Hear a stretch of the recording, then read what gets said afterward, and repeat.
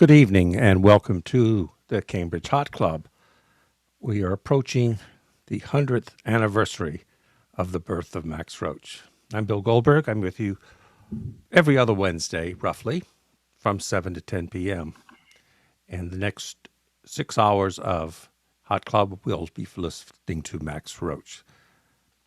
Very grateful and fortunate to have with me wonderful drummer, educator, band leader, and activist, Jerome Jennings. Welcome to the program. How you doing, Bill? I'm good. How are you? I'm all right. I can't complain. I'm glad to be here to talk a bit about Max. Should I turn my radio or my volume down?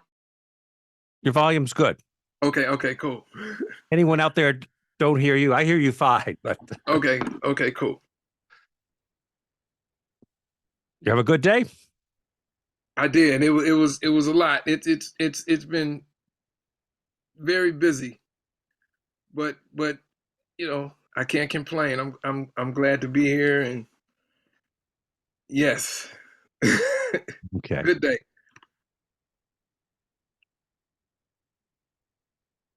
So let's start. We got a nice quorum already. So were drums your first instrument? Yeah, actually, I'm a product of a time when public schooling almost required you to play an instrument. I think I caught maybe the tail end of that. Yeah. Um, and the first instrument that I actually made a sound um, was the recorder in the third grade. Ah, And you know, by the and then by that, after you play the recorder, then they ask you what instrument would you like to play, and I chose the drum. So yeah, the first instrument that was taken seriously that I really dove into. Hmm. and at that time, third grade, mostly typical band music.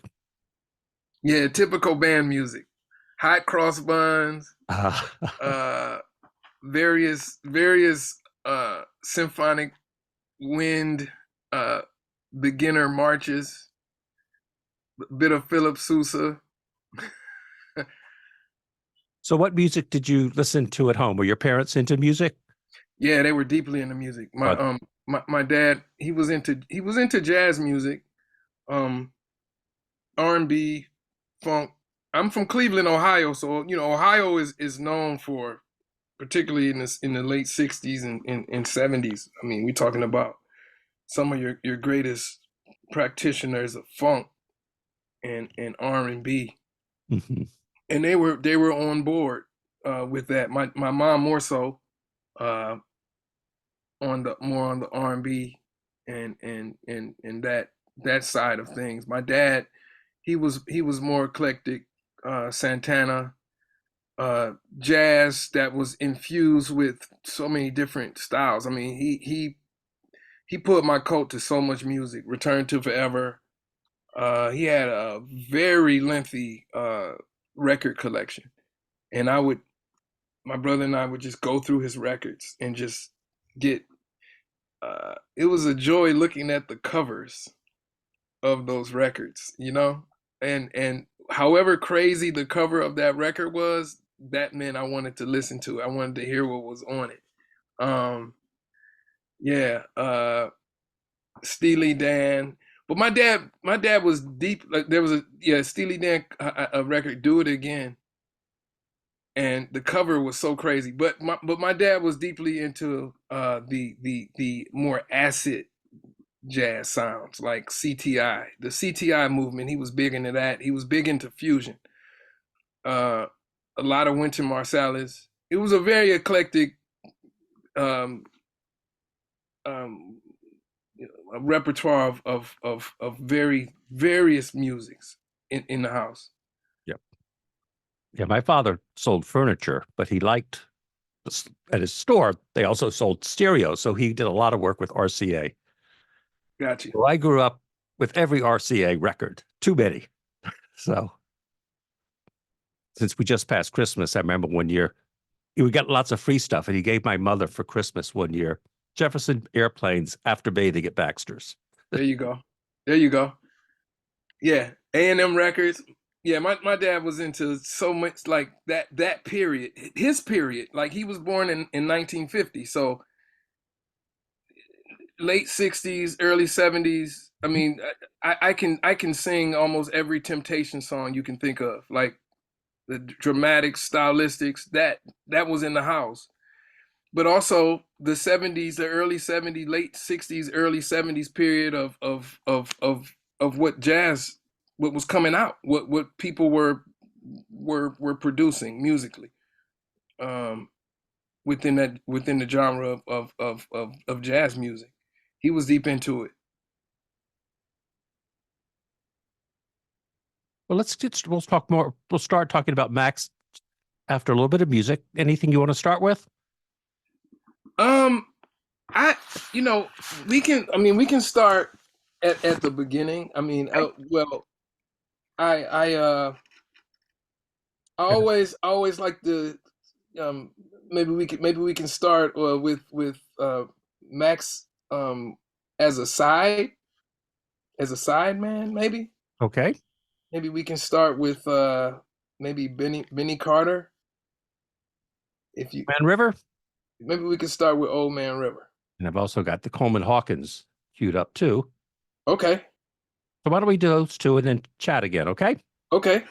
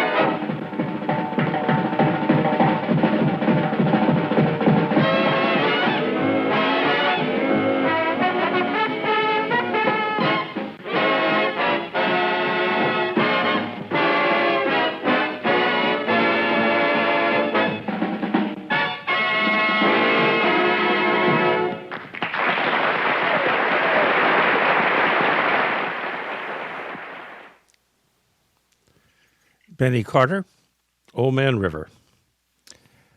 Before that, we heard Max's very first recording, Blues Changers. Coleman Hawkins from 1943.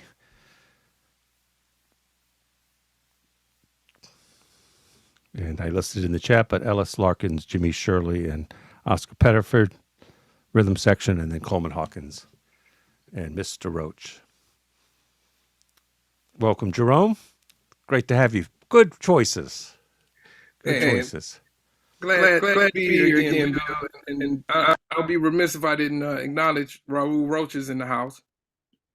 Yes. Glad to see you, Raul. Thank you for coming.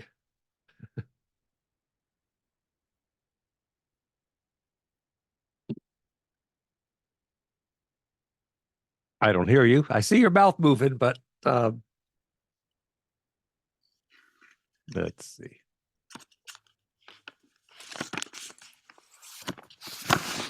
Okay, I think I'm there. Thank you all for doing this. Thank you, Dr. Goldberg and Jerome.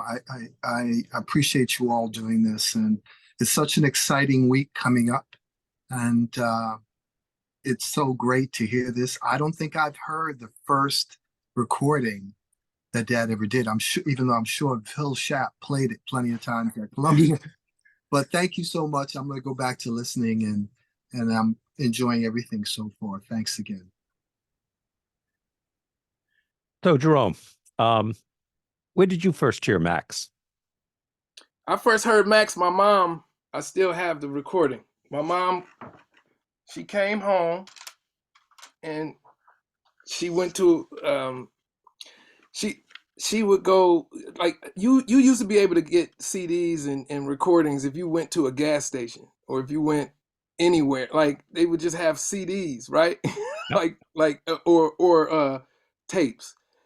So she came home once, and she once I got serious about drums, or she felt like I was serious, she started buying me records. She didn't know many of the artists who she would purchase, but some of these records had drummers on the recording. One that she bought, I remember, my very first recording was Art Blakey on Impulse, with Art on the cover looking very happy playing, and she didn't know. She just, and this was the second recording.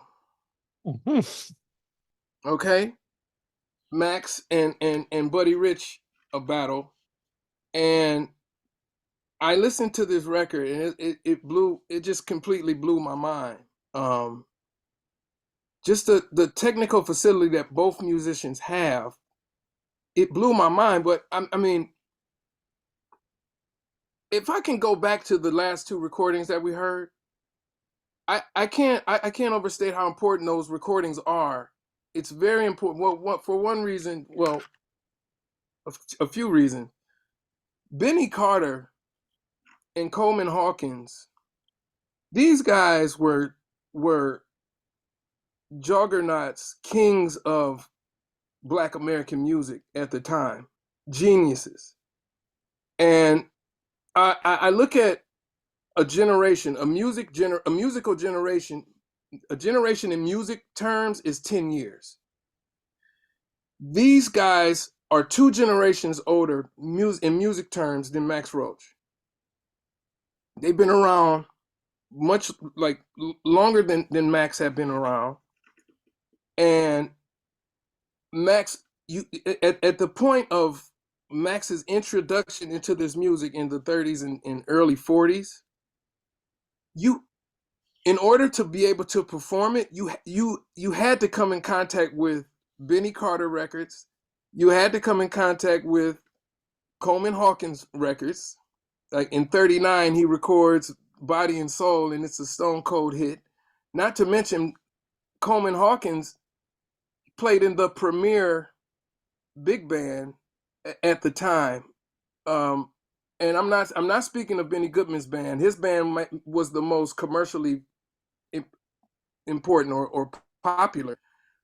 But Fletcher Henderson's band was the band, right? As was Duke Ellington. To my point, all 3 of these guys embraced Max Roach. Now, as a musician myself, I know that older musicians who are juggernauts of the music, they're not going to embrace those who don't feel has potential, who they don't feel will sit down, shut their mouths, and listen while they're holding court. Now we're talking about something that's cultural. Max understood the culture. He understood Black culture, Black music on and off the bandstand. And for these guys to embrace him, to put him on a record, the Jubilee series, this is a series that was geared towards in the short, entertaining our troops during World War II. Max Roach is he's with Benny Carter, right? Considered a king of swing. He's with Coleman Hawkins, which is very important because it foreshadows something that's going to happen some close to 15, 16 years later, right? So he is embraced by these musicians who, when they call you, it's a sign, if any, that lets you know that I'm on the right track. I'm doing the right thing. He also had an opportunity. He played with Duke Ellington as well. So I think that's important. That's my first point. My second point is this. Now, we listened to Coleman Hawkins. Which track did we listen to? Blues Changes. Okay, we listened to Blues Changes. If you listen to the rhythm that's being played in Blues Changes, I should have set it up before we listened to it, but it's more of a boogie woogie, early style R&B sound. Now, there's not a lot of people that's doing this. This is cutting edge at the time. I don't want to say artistically it might not be as cutting edge as say where bebop is going to come from or more modernist music is going to come from some years later. But Coleman Hawkins is aware of what's happening and what's about to happen, coming through people like your Louis Jordans, coming through people like your Meade Lux Lewis and your Albert Ammons, who actually recorded their, these are groundbreaking musicians, pianists that are going to play and kind of be purveyors of this boogie woogie style. But this is more of an early style R&B feeling that you get when you listen to this. And Coleman Hawkins, who's played all this challenging music that Don Redman and Fletcher Henderson had to offer some 20 years before, plus years before, is going and being aware of what's happening in the Black neighborhood and putting it down on wax. Max Roach is there to lay the groove for this new thing that's about to come in. That's coming in. Jerome, can I ask you a question? Yes, please. Do you think it had something to do with the tempo? Because listening to both those records, that was fast, and I know dance music was a big part of the culture at that time. That certainly was a huge commercials in terms of success, that the big band dance music culture that was in every community, in theaters everywhere, that everyone became a part of, and the GIs going and coming back as well. But do you think it had a lot to do with Max's ability to take that tempo to a really, really young level? Well, I think so. I think what you're saying, you're making a great point. Old Man River was extremely fast. And also it featured Max Roach. And I think he what was he, 19, 20? Yeah, 19, Coleman Hawkins. Let's see. Yeah, 20 years old. Yeah, I mean, I hope I'm answering your question, Raul. I think it does have something to do with the when you're talking about that R&B sound, that early R&B sound. When we listening to what we heard with Max with Coleman Hawkins, you got that bass line. It has this sort of low that is going to be indicative of it's going to be very characteristic of what's to come in a lot of R&B with Ruth Brown, with your again your Louis Jordans. Max is at the bottom. He's at the ground level of it, to be able to play very accessibly, but also to be able to play at a breakneck tempo like Old Man River, and to get an opportunity from a modern master at the time, Benny Carter. He gave him space to solo, so he allowed Max Roach to show his stuff, per se, to show what he could do. And it's very in the tradition of big band drumming, which is my third point. Max Roach, as his peers and those who came before, he could deal with big band drumming. He wasn't just a modernist who could play small group and could wow people with the small group concept that's to come in several years later. Max Roach is a big band. He is a student of this music, and he can and not only is he a student, he can articulate it musically, and as we're gonna see in the future, he can articulate it intellectually, verbally as well. Beautifully said. Thank you. Any questions before we go back to more music? I can just make one comment. And, I see exactly what Jerome is saying. Thank you for, your knowledge in this area. My dad shared with me his favorite drummers were the big band drummers, Joe Jones, Big Sid Catlett, those guys who were part of and the drummers of that era. So, he would often talk about not just listening to records, but he and a lot of his friends, and he didn't name all of them from Brooklyn, so I don't know any of their names necessarily, but they would go to the theaters to hear these guys when they were young. And then when they were at the clubs, when he was 16, 15 years old, they would sneak in. And the club owners would allow them just because they knew that they were aspiring musicians. So I agree with Jerome. It's not surprising at all because his big band drumming came from the big band drummers who were his heroes.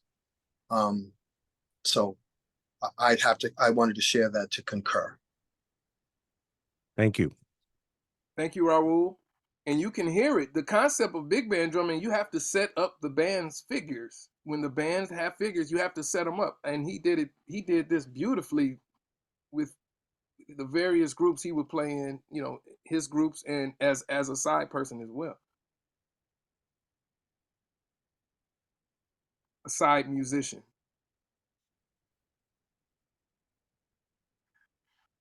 Eddie, we can't hear you.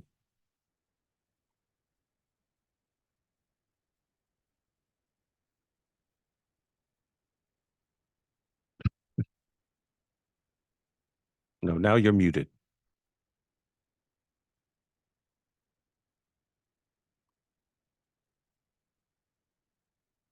Okay. And if you have questions, you can just type them into the chat. Well, the next transition will be into Charlie Parker. You can set us up with these, Jerome, if you don't mind. Okay. Well, for Max to be a student at Manhattan School of Music, they basically wanted him to be he studied percussion, and they wanted him to change his technique. And it's interesting in Art Taylor's book,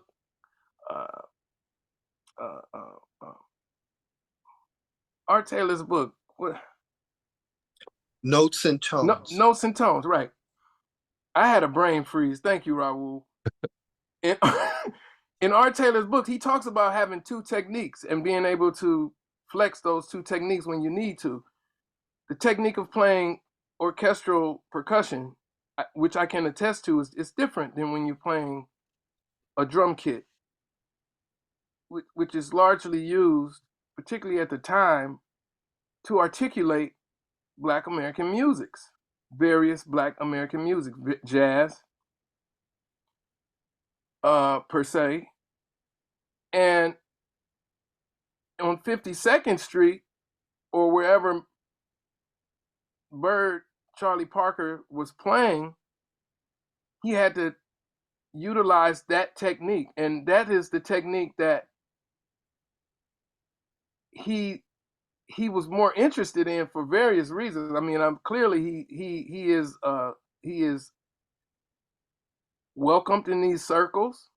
He is paying for college through using this particular technique. So he's going to do that. And to make a long story short, he got such a hard time at Manhattan School. He changed his major to composition. He gets with Charlie Parker, and you guys, I'm gonna give you some insider scoops here. When you are a musician and you're playing with the quote unquote the musician that is spearheading a new musical revolution, folks are gonna come out to see that musician. Now, I'm gonna suggest that at every vanguard point of this music, swing music that comes out of the swing tradition, the drummers that these groundbreaking musicians decide to use to accompany this new forward style of music or extension of what came before it, you're going to find equally, if not more, a drummer who is just as, if not more, innovative than that particular band leader. Let's check our list here. We can start with Louis Armstrong. He used a drummer named Baby Dodds, Warren Baby Dodds. He also used a drummer named Zudi Singleton. These are two innovative drummers that Sonny Rollins told me personally that he wished he could have caught and been able to play with the New Orleans style musicians when they made their transition from Chicago to New York. He even calculated it to a 9 years that he wished he was born earlier. So I guess 23, he would have been able to catch these guys in action, and gals, ladies in action. So Max Roach is an innovator, as is Charlie Parker. He has the drumming language that accompanies what Charlie Parker was hearing, what Dizzy Gillespie was hearing. It fit like a glove, right? I.e. Elvin Jones to John Coltrane, i.e. Billy Higgins to Ornette Coleman, or Ed Backwell to an Ornette Coleman. So Max is extremely important in this new art form that they're going to call bebop, this new very complex art form. And Bill, we talked about this last night. The best examples of this are the field recordings, the live recordings. Of course, there's some great studio recordings. Dean Benedetti is a guy who made some amazing field recordings of Bird while in California, but he also made recordings of Charlie Parker in New York at the Three Deuces and also at the Onyx Club. Now, the Three Deuces, this is a place where Dizzy Gillespie says in his book, To Be or Not to Bop, this is where the music bebop, this is where you had your greatest band, and this is where the music really had its apexical moments. Now, we're going to listen to something. Bill, we're going to listen to a few things here from those field recordings. Now, I'll warn everybody that the sound quality is might be a little primitive, but you know, I think everybody here will be okay with that. I want you all to check out which tracks did we say here? Dizzy Atmosphere and Oh yeah, Bigfoot. oh yeah. So okay, so the art of bebop drumming. So I'm sorry, Bill. I'm No, you're hardy not. with Oh, discussion right now. um, the art of bebop drumming, it's a very, very complex thing to do. It's extremely complex. Not taking anything away from the big band styles, not taking anything away from the New Orleans tradition styles, the march traditions, and those things. Those are challenging as well. But when you get into bebop, Phil Shap, he said it. I like the way he put it. He said it's the Latin of jazz music, and I think this is a music that it really separated. It separated those who you had to have a few things. You had to have a certain technical facility on your instrument to be able to do it.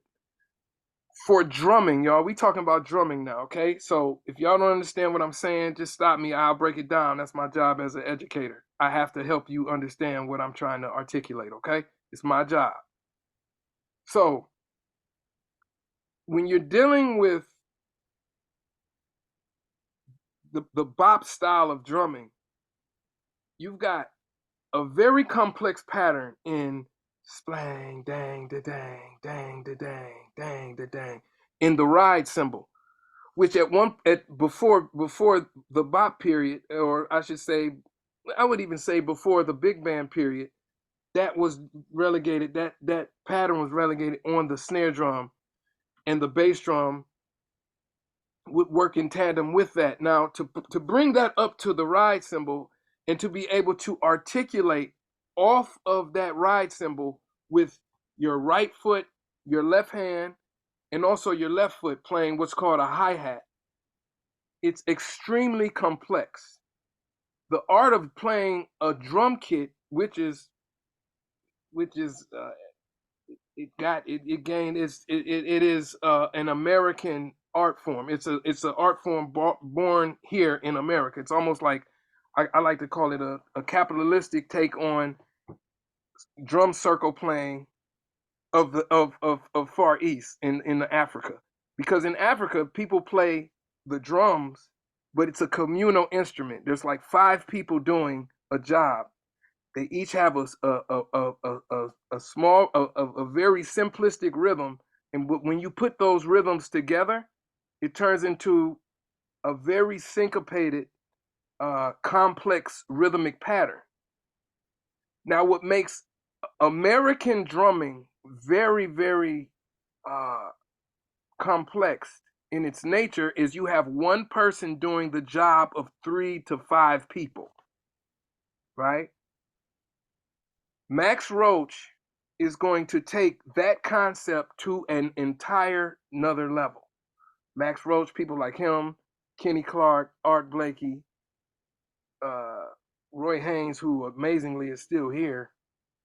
Um, they're going to take this thing to a whole nother level. The first person we're going to look at for that, or possibly a close second, is Max Roach, because Max Roach is playing with the premier alto saxophone player, who is playing things on the alto that people have never heard before, over changes that has never been played in this specific way. The rhythmic thing is so complex.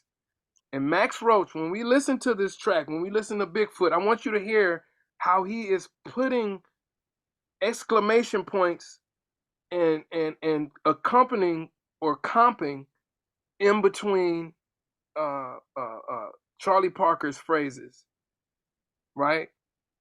It's absolutely amazing how he does it. It's spontaneous.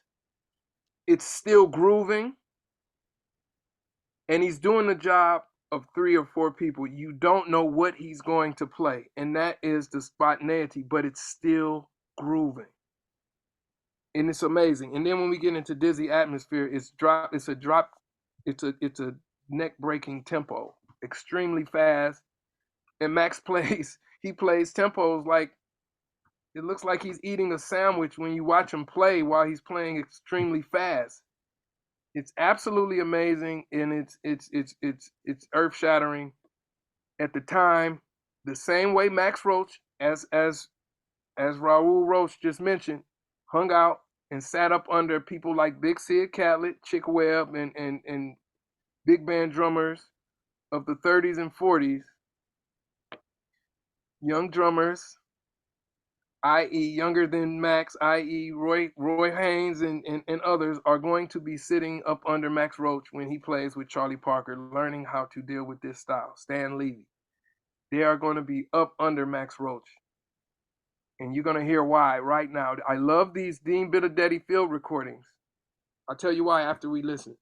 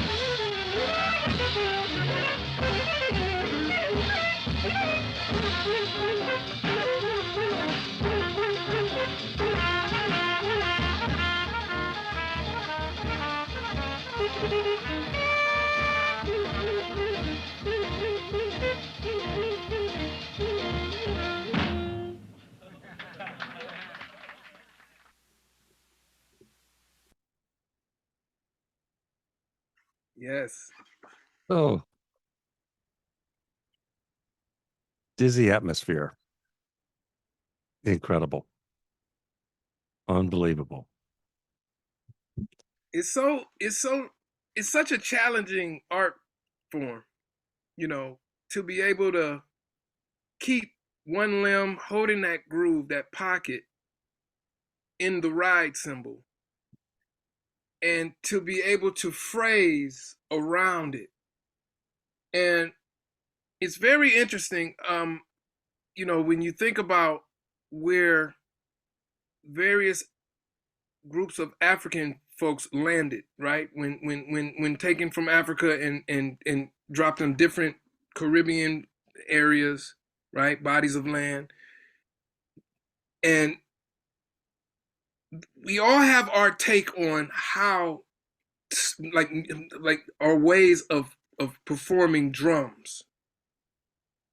And for instance, bomba, when you get into Puerto Rican art forms of drumming, there's always this a designated drum that responds to, right? That responds to the dancer, that responds to the voice.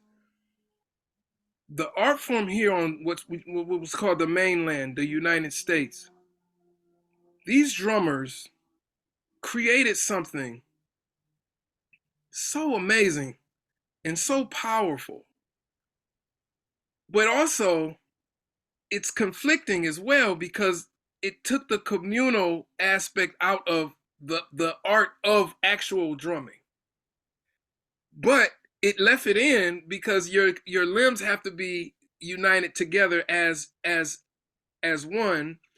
But as Art Blakey says, you have to remove what what your left hand is saying to with your right, like in order to accompany what's going on in front of you. So what do I mean by that?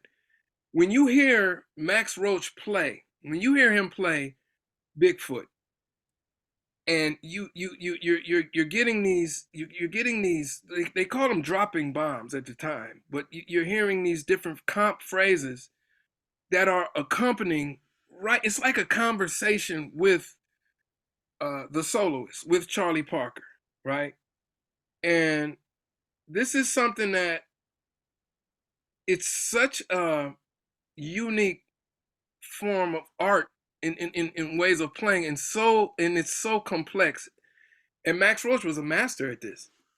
And not only a master, a creator of this new concept of keeping time on a piece of metal while your limbs are responding to what's going on musically around you. And we're still trying to catch up, Bill. Yeah, I like how you introduced the piece talking about the communal circles of drummers in Africa, because especially on Dizzy Atmosphere, it's amazing that one drummer was doing It's what not, Max I was mean, it doing. sounds like several drummers playing, right? Yeah. It sounds like, but that's the art of it. Yeah. And the music he made on the Skins versus that such a rapid, I don't know how fast he was playing on the cymbals at the same time. Yeah, that's kind of my left foot, right foot, and my So, other left foot. and Max, and I have to say this. He was not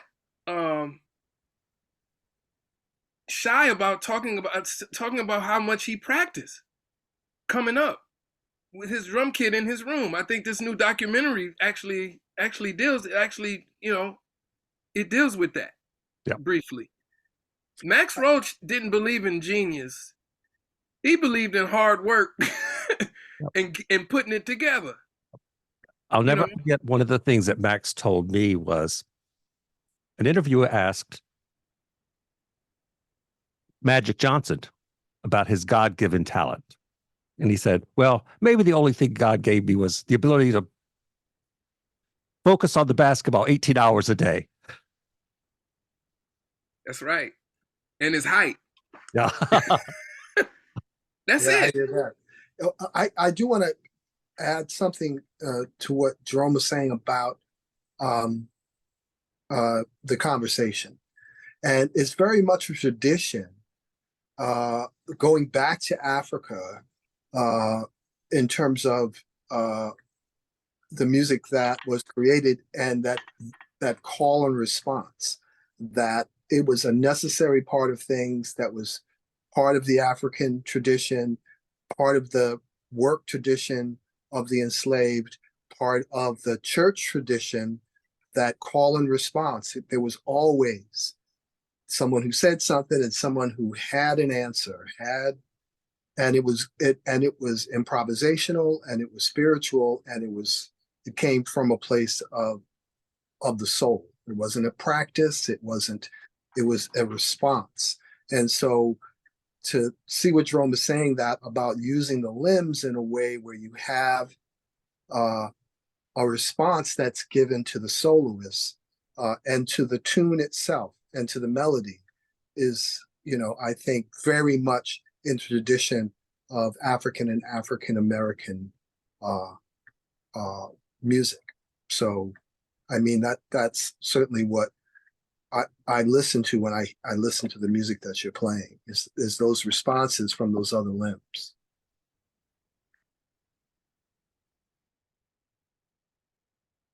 Any questions? Comments? Before we move into the 1950s. Well, can I say this before we move into the Sure. 50s? Before we get off this movement. First of all, I agree with what you said, Raul. I mean, there's no more really to say as far as that goes. Those qualities, those call and response, and to be able to communicate using these instruments this goes across the diaspora, right? This is just our way of doing it here in America.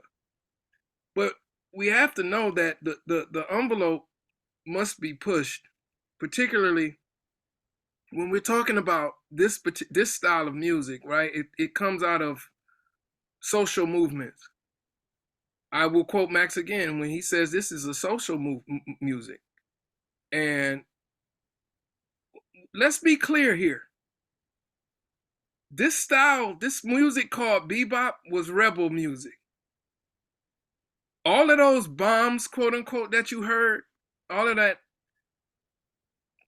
edgy phrasing that you hear from our soloists, from Parker, from Dizzy, from Miles, Kenny Dorham, initially was looked at in an absurd way. Max Roach, you can read any early critique of bebop, this music called bebop, from early critics, and it was not a beloved music style of music. It was not. So we have to understand the energy and why this music is it cannot be excluded from the coupling of how African Americans were perceived after coming home from war, from World War II. This young energy of musicians who began playing this new sound at Henry Minton's and Uptown and Monroe Uptown House in Harlem before going downtown was not considered commercially viable at all. We have to remember that. Right now we're looking I've got my 2020 glasses on. My hindsight is 2020. But at the time, it wasn't happening. Bird went very commercial after his Strings album in the early 50s. We have to remember they were not packing houses in 1940 or clubs in 1945. It wasn't happening. The Three Deuces was a small venue.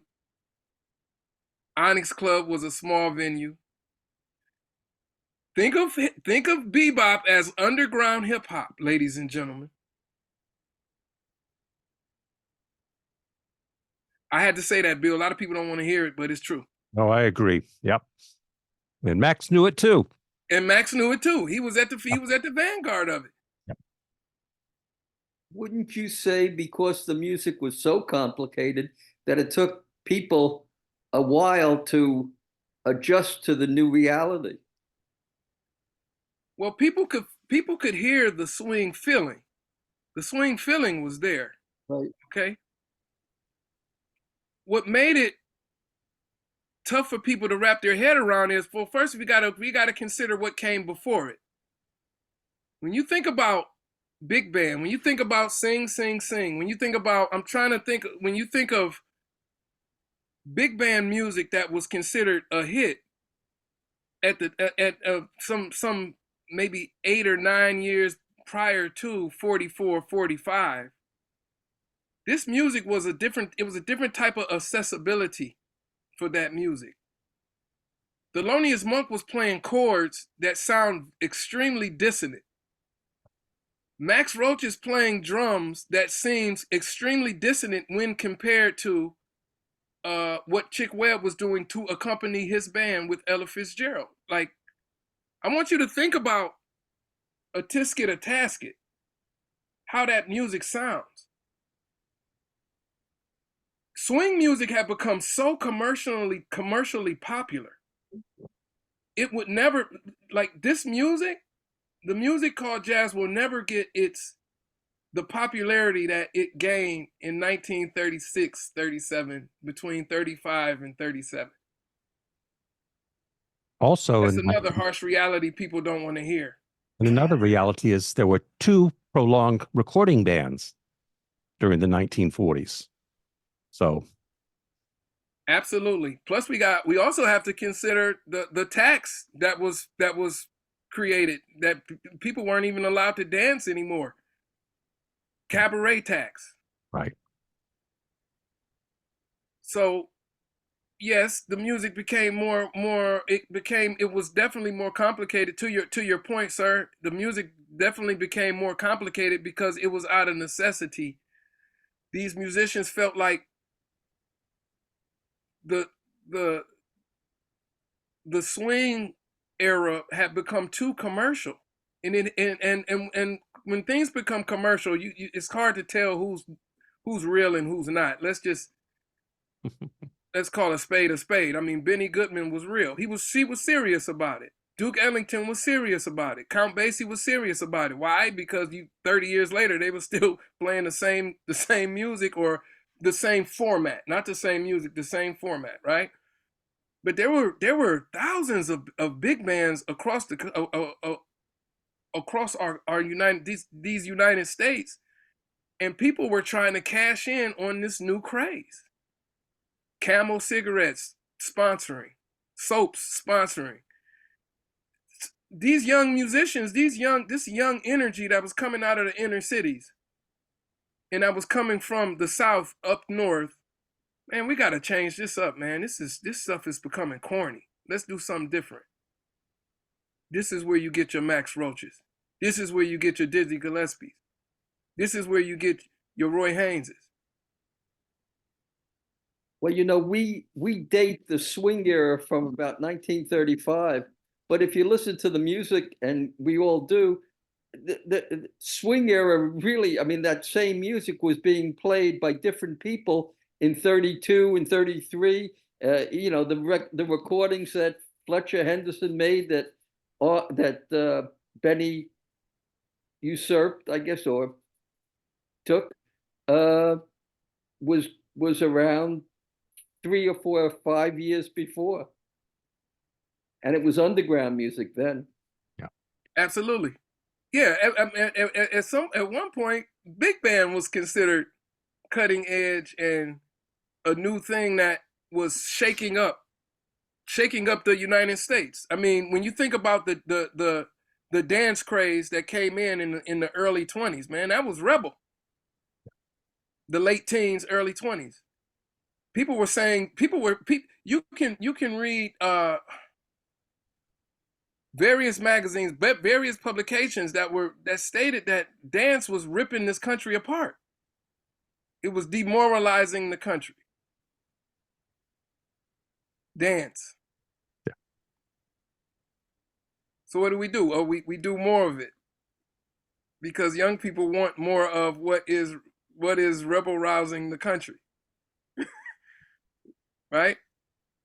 Absolutely. Like Vernon and Ira Castle, man, I mean, it was ballroom, but man, they were doing dances that was considered obscene to some. Just with Vernon and Irene, actually, they were helping make it more palatable to the upper class at the time. Absolutely.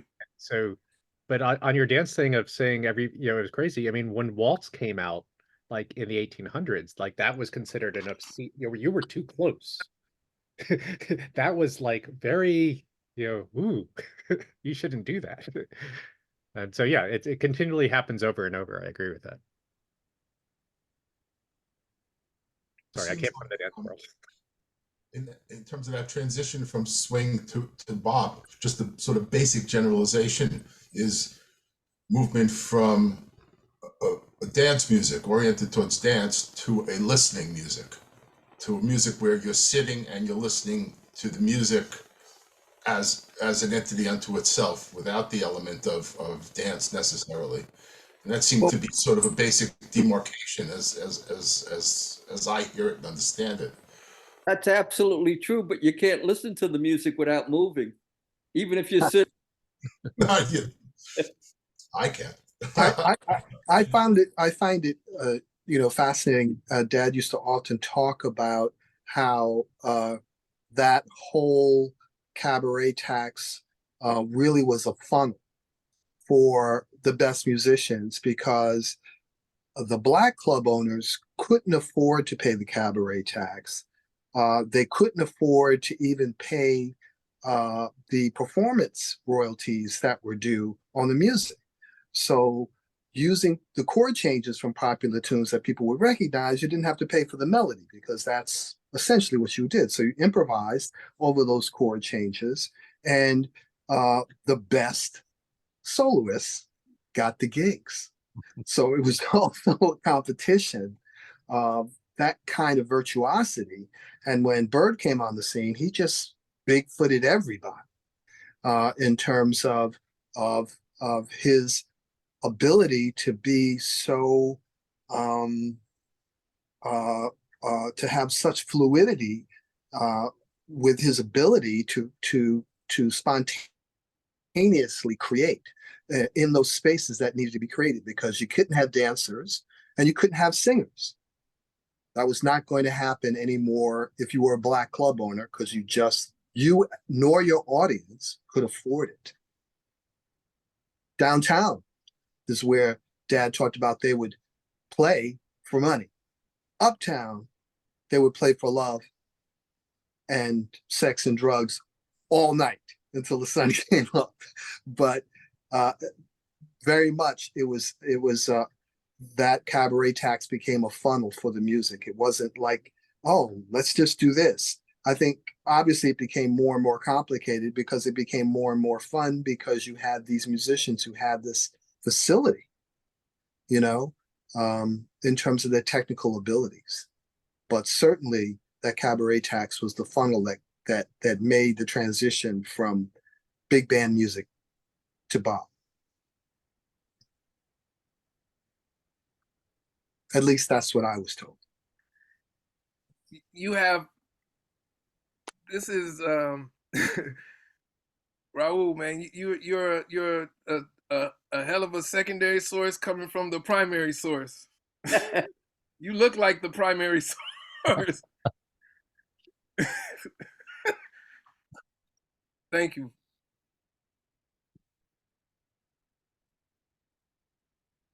Is that you, Raul? Oh no, that's He's got hair. Max.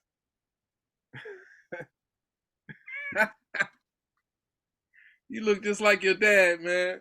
Thanks, man. It's genes, but definitely. I love this picture because Wow.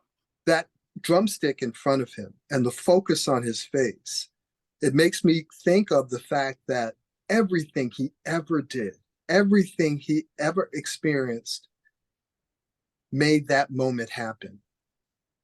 And someone, a photographer, captured that moment.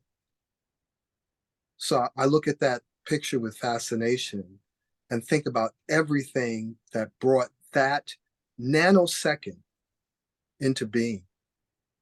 Anyway, let me shut up. No, don't. You can talk as much as you want. Oh, hey, that's amazing. That's I'm amazing. learning from Jerome, and I'm looking forward to hearing so much more from the work he's doing here and at Elizabeth City campus when you do that lecture series. I'm so looking forward to that. Wow. I want to get to some more music. How you feel, Bill? So I feel good. Great. Thank you. So Maximus Dominguez. I had to, as we talked about the awful business of jazz, two men who took charge. So yeah, S. you wanna get into some music and then we can talk a little bit more. Sure. Maybe facts We'll do facts. Yep.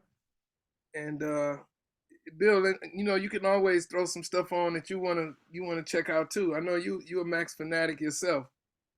Why don't we do facts, and then we'll go to All God's Chillin' with Clifford.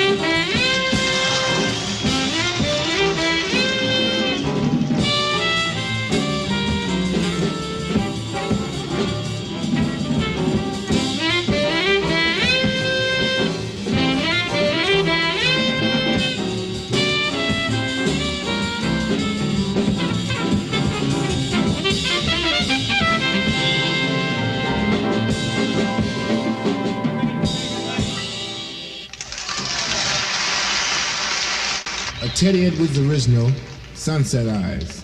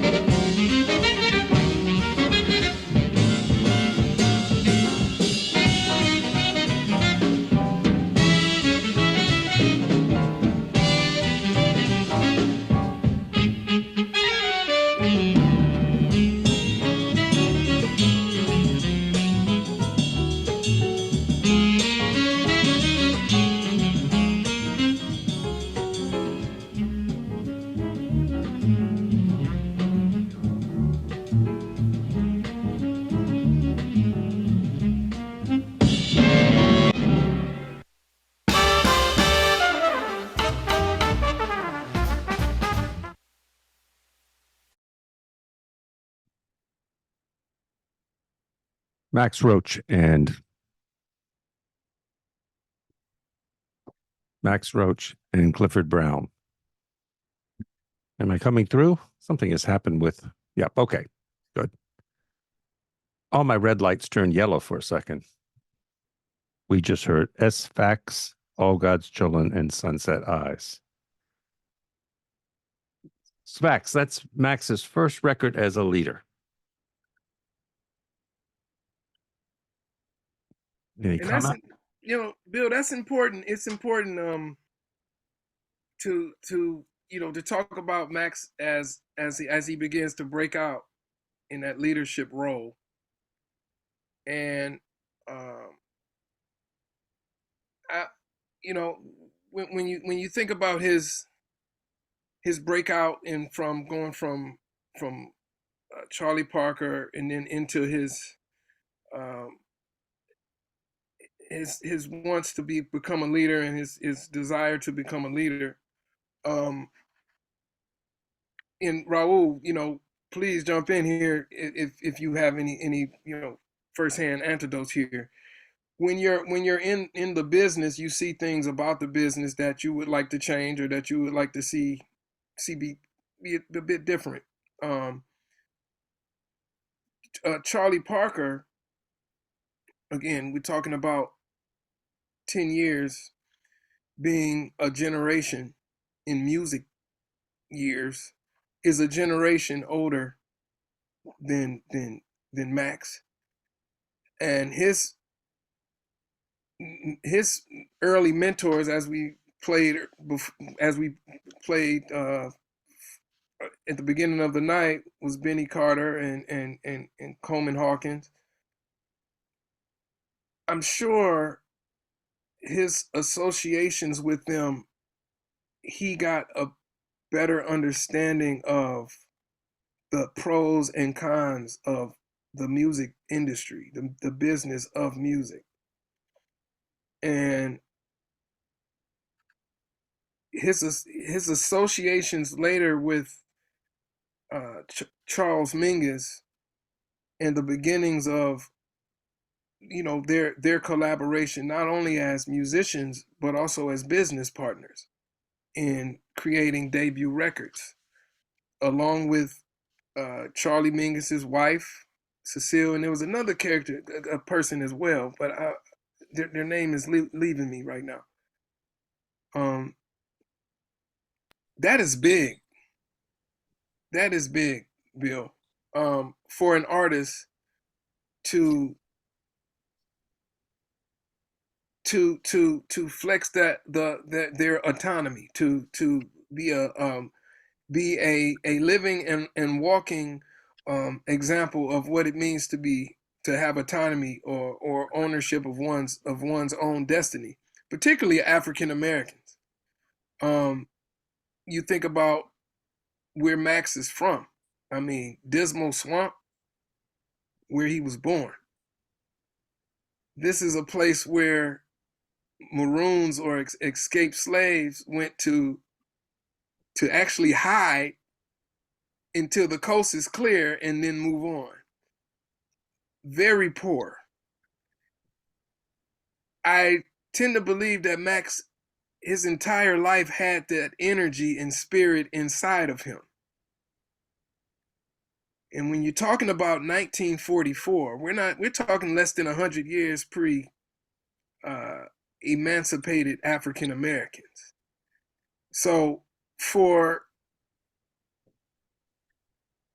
Charlie Parker, two musicians who are traditionally are asked to shut up and just play, to have to create their own record label, imprint, and successful, mind you. They recorded a lot of people on this imprint, right? And this is early in Charlie Mingus's career. Max had been out there a little longer, and in the Mecca, living in the Mecca of where the music is, considered to be have its most cutting edge and forward flavor in New York City. I think it's absolutely amazing. There's quite a bit of correspondence between Charlie Parker and Max Roach if at the Library of Congress. It wasn't always a cakewalk, and they didn't always get along. Oh, you're talking about Mingus, yeah. But yeah, Mingus. you said Parker, but yeah. Oh, I'm sorry. Yeah, Mingus. Yeah, I remember seeing a letter. We went down there for my niece's graduation from George Washington, and we were able to have the staff who were wonderful at the Library of Congress put together a little presentation for the family members who had come to the graduation.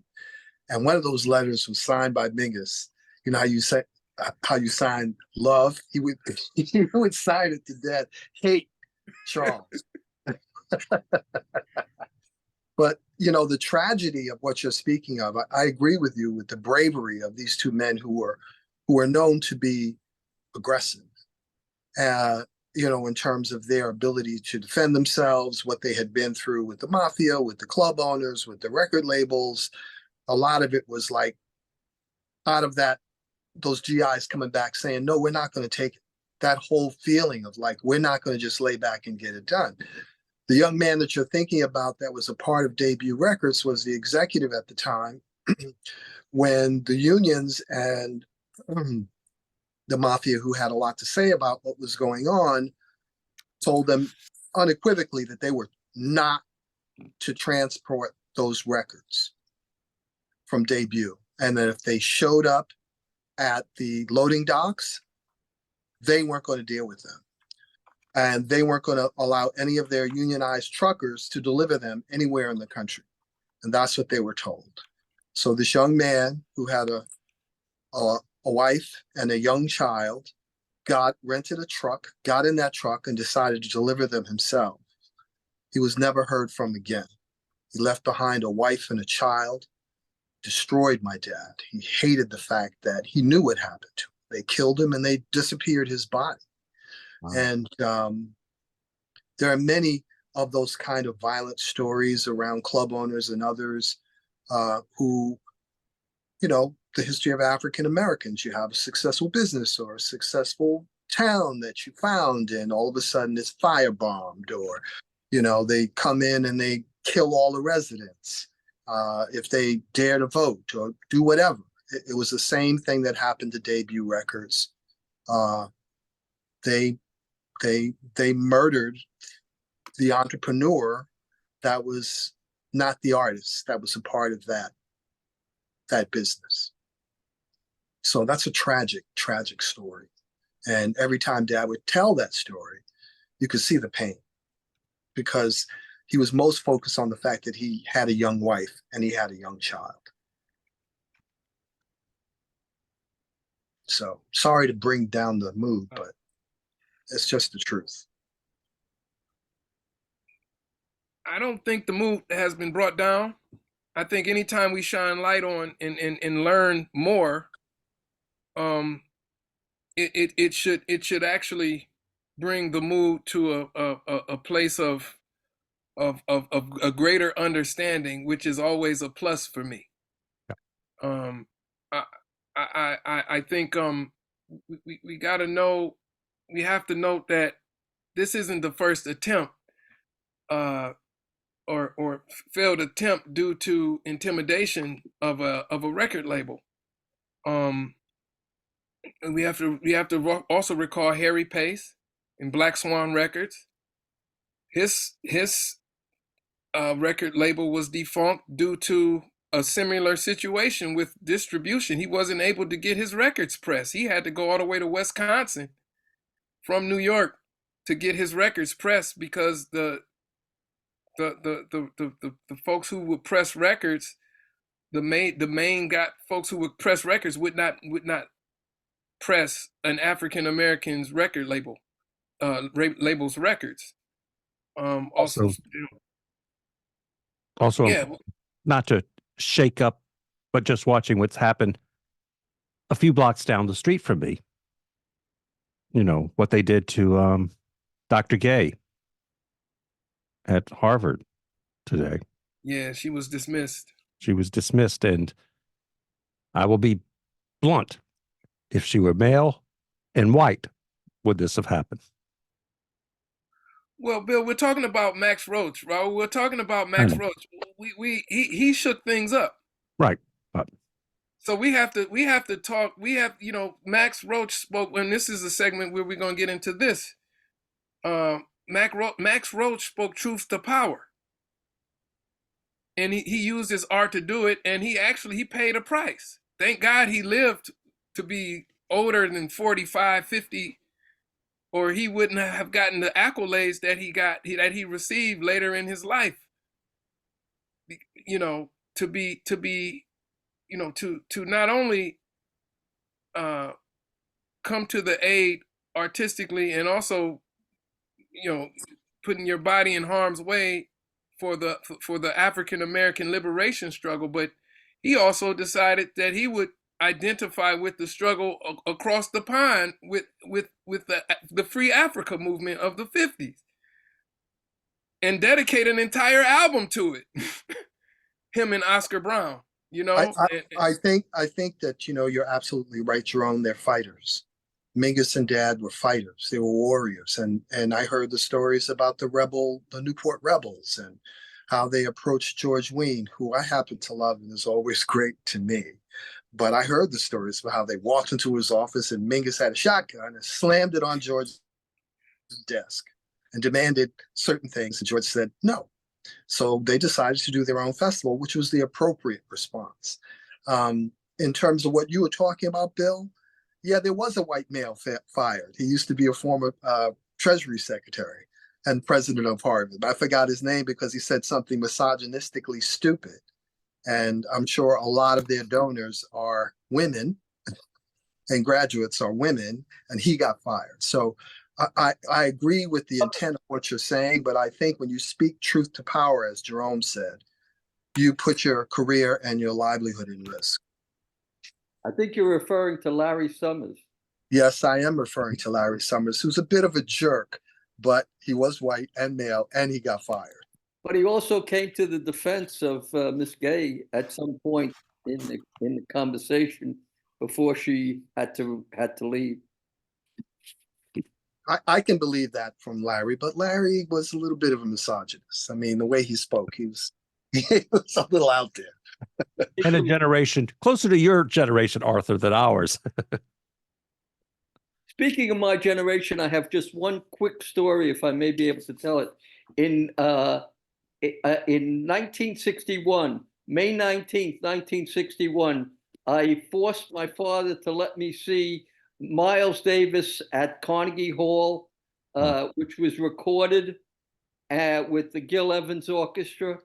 And in the intermission, it lasted about 40 minutes instead of 10 minutes or 15 minutes. And the reason for it was Max Roach went to Miles and said, we don't want to have a non-African or non-Black doctor. The concert was put on so that a hospital could be built in Africa, and Max wanted a black African doctor to lead to run the hospital, and that wasn't what was scheduled to happen.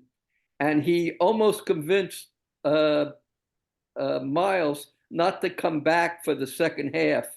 But after about a half hour, or for more than that, 45 minutes, he comes out and he gets a standing O just for coming back onto the stage. So that's just a memory I have. I heard the story a little bit differently, but you were there.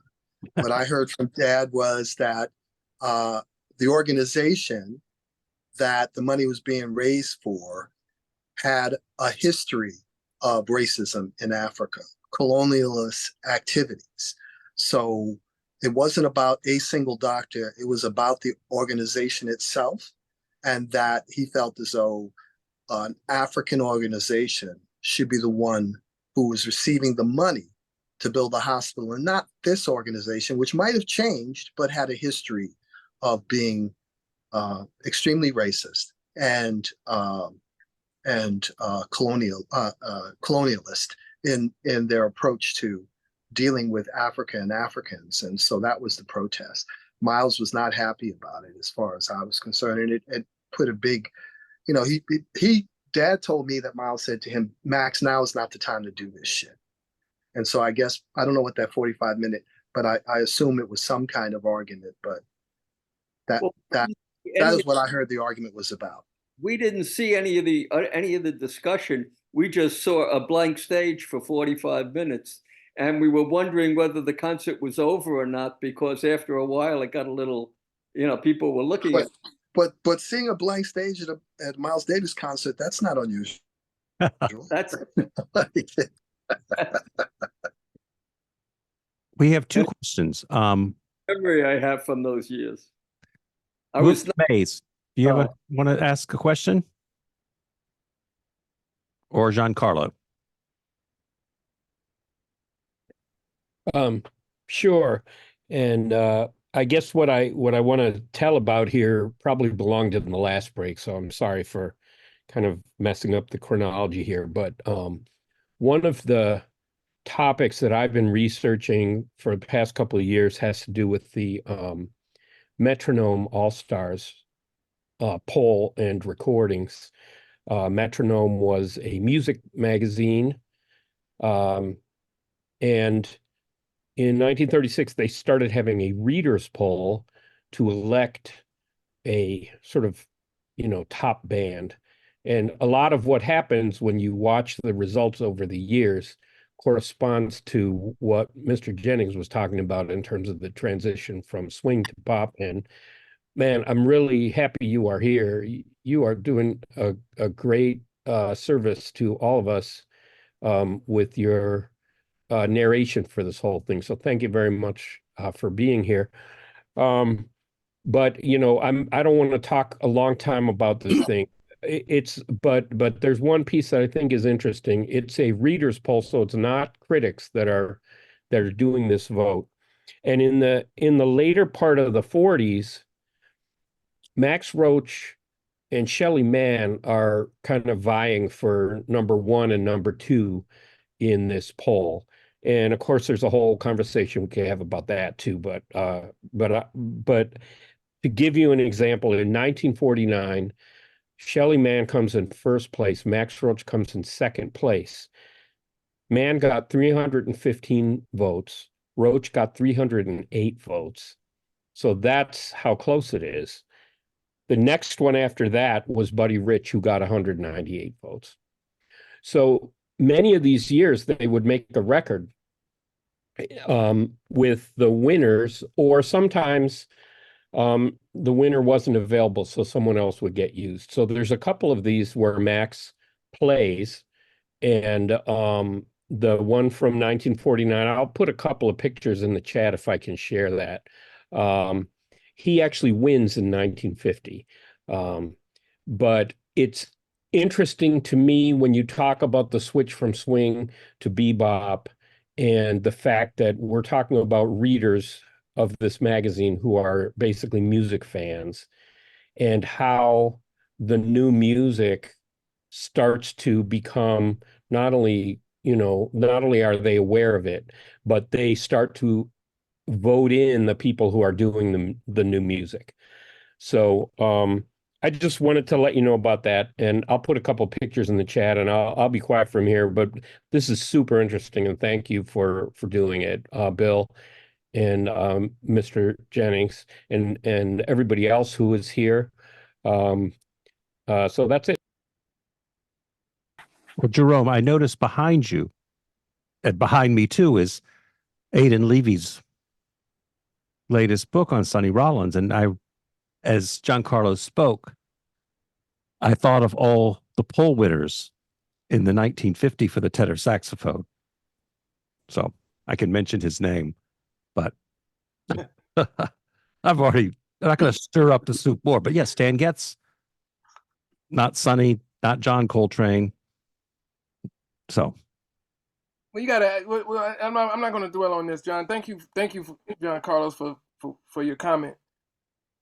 we got to ask ourselves who's reading the magazines, who sees these magazines as viable.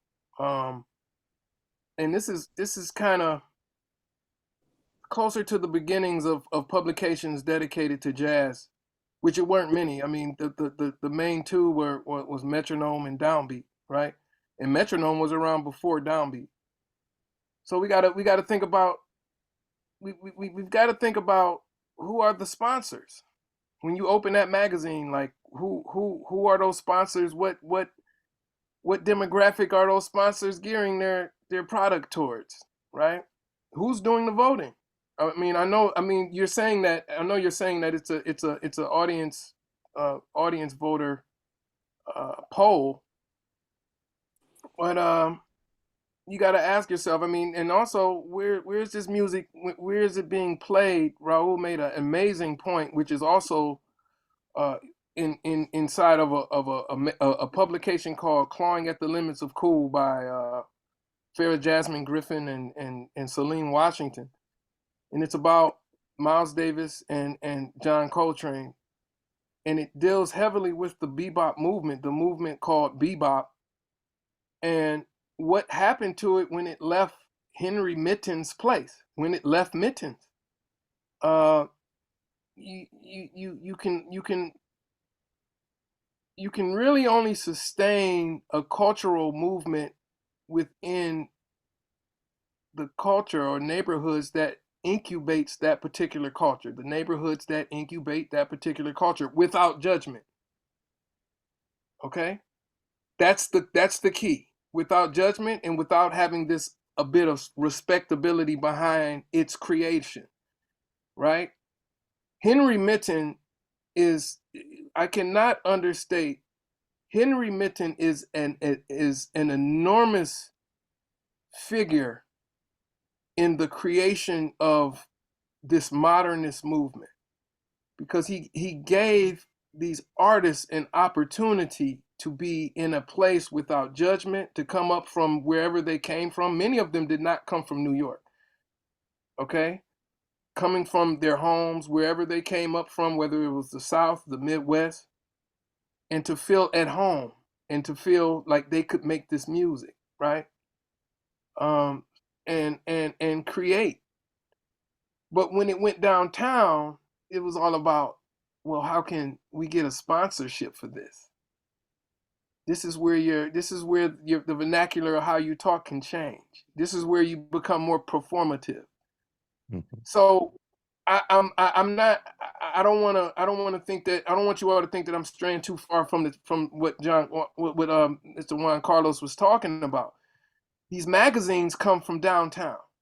They're published for and by folks who aren't coming directly from the culture of what it is. They only are publishing these polls, and they only are creating the polls they're publishing articles about this music because they feel like it is commercially viable to do so.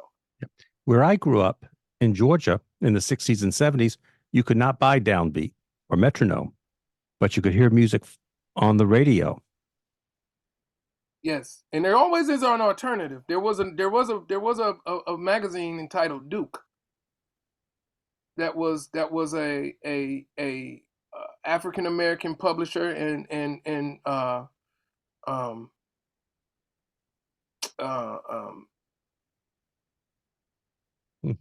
find that. William May, take the floor, please. Hey. Yeah. Well, first of all, Bill, when my mother called me William by my whole name, I knew I was in trouble. So we'll stick with Bill, okay? Okay. Well, your little name. Okay. Yes, you may. And Jerome, I'm very impressed with your presentation, and especially, and this is coming from an old guy, for a young man, and not many young folk can articulate and see a bigger picture as you're saying. So there's a lot of wisdom in your few years. But I just wanted to ask a question.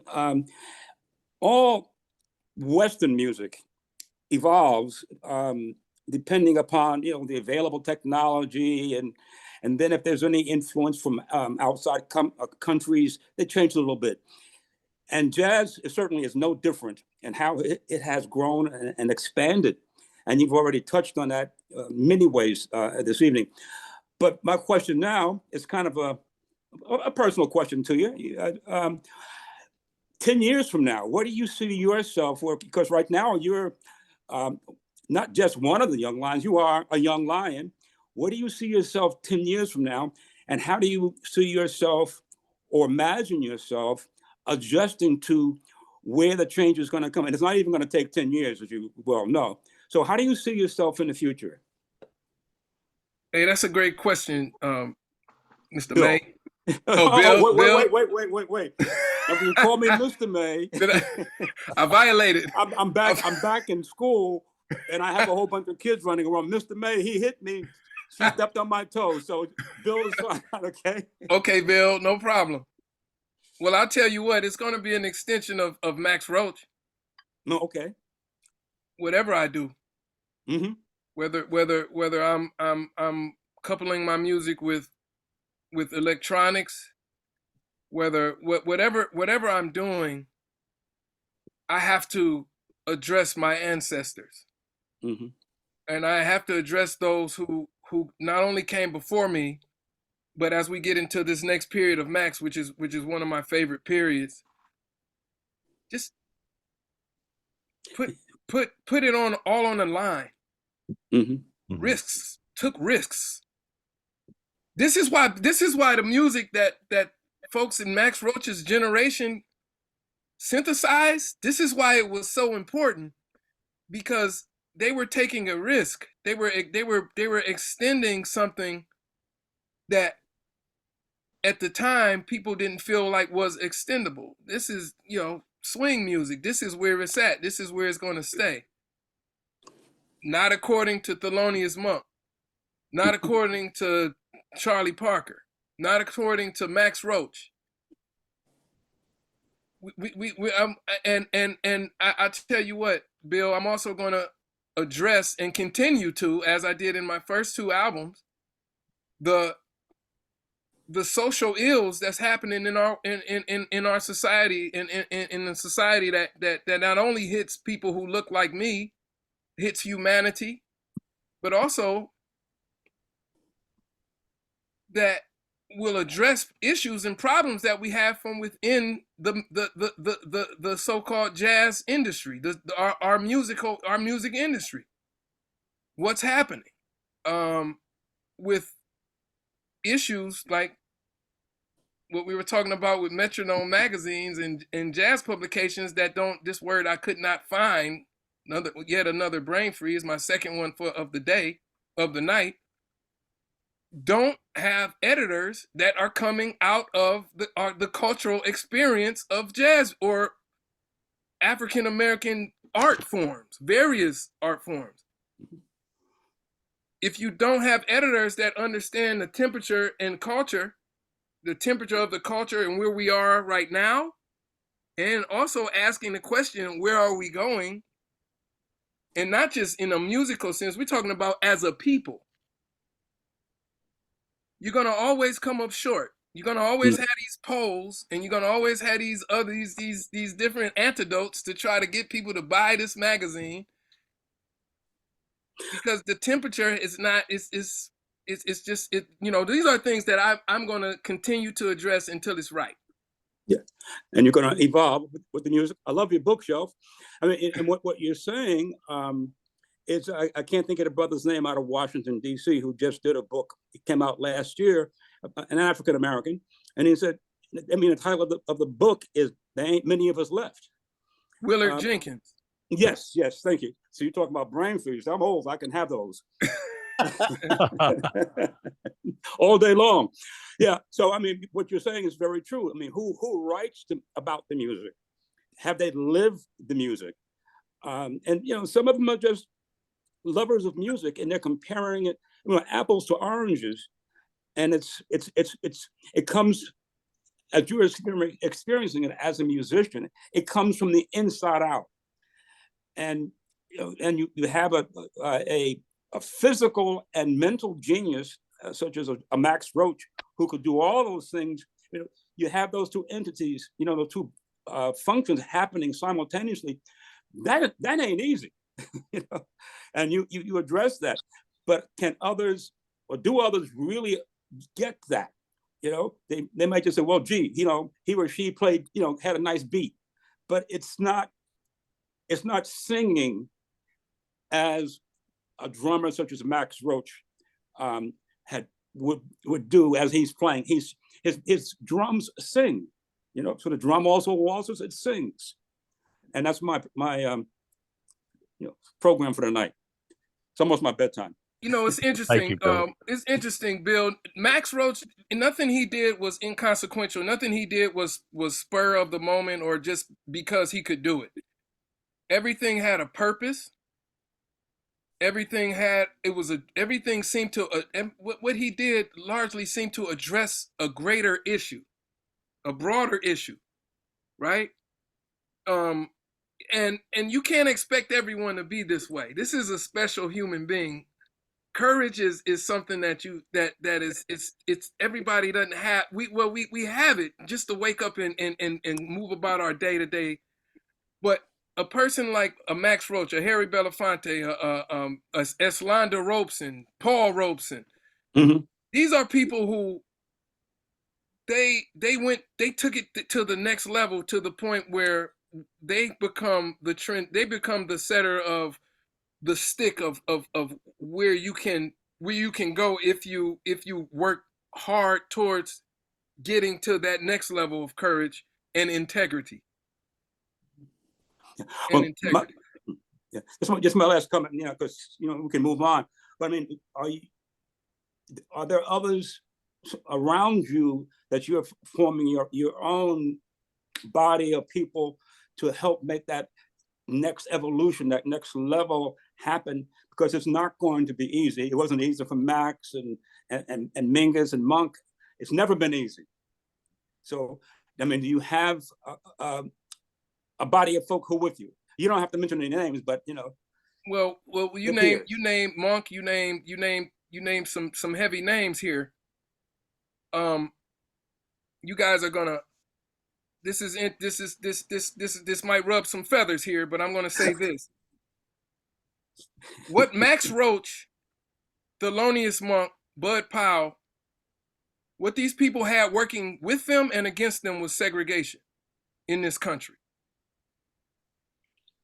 Now, how was it working again? How was it working for them? Everybody might say, oh, well, they were forced to be together and talk about these things. And it was less likely a chance for you to be able to try to fit into a system that doesn't want you anyway, by law. When you go to a hotel that's only designated for Black only, for one particular group of people, it's not cool. It's not cool. But what is cool is that neighborhood has money funneling inside of it from within, constantly, right? But with desegregation, as you all know, y'all know this. With desegregation comes, now we're going to go to some place that was forbidden to us, that we want to go to this particular hotel that's downtown.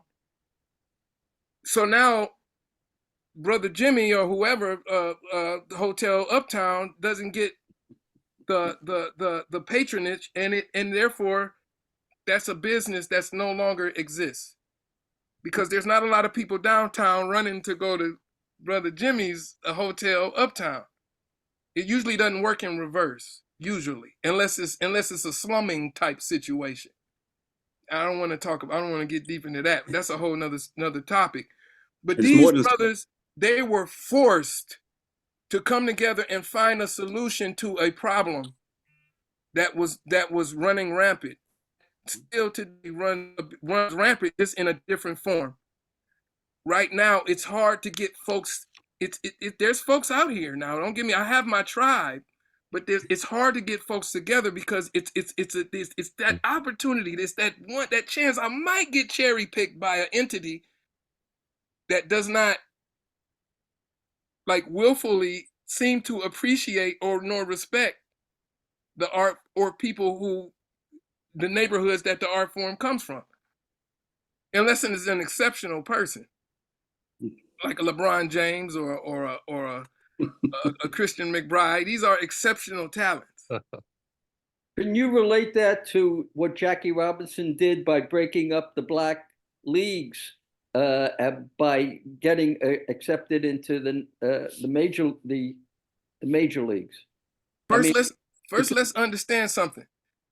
In 1945, 1942, 1945, that period, Jackie Robinson was not the greatest black baseball player in the United States.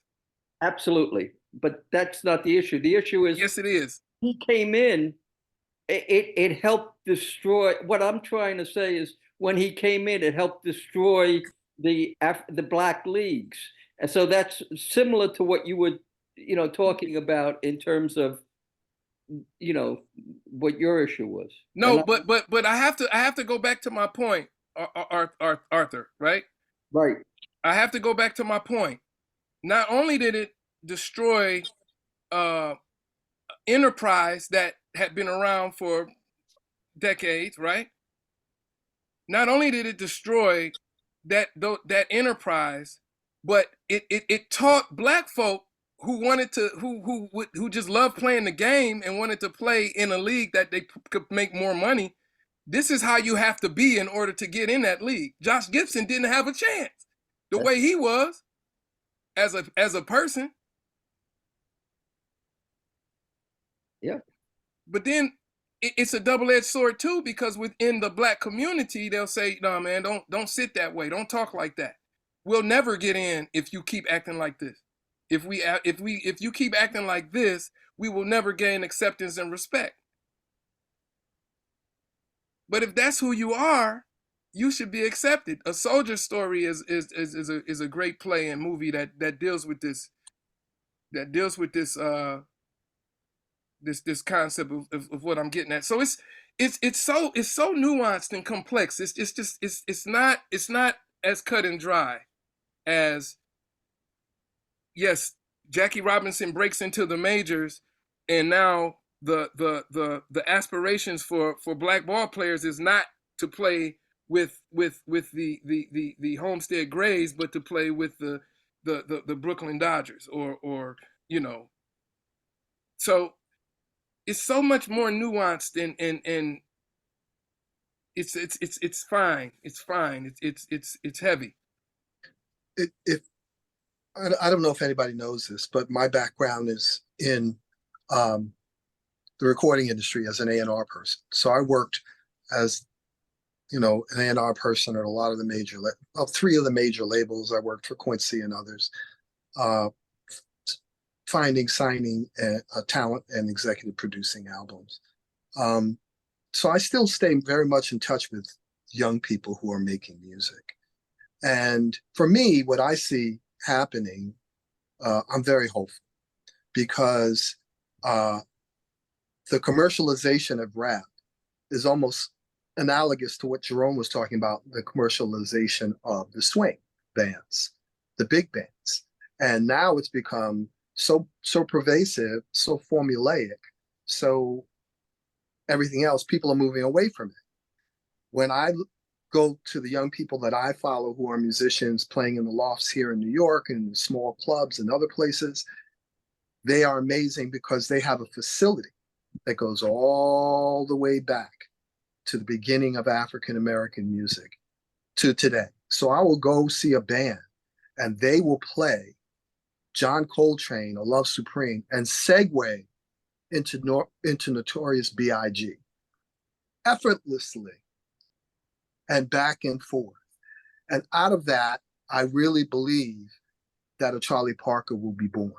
Out of that facility and that need now, you even have one of the major rappers who's not a musician necessarily, but does play instruments, so he is a musician, Andre 3000, who has a hit record playing flute.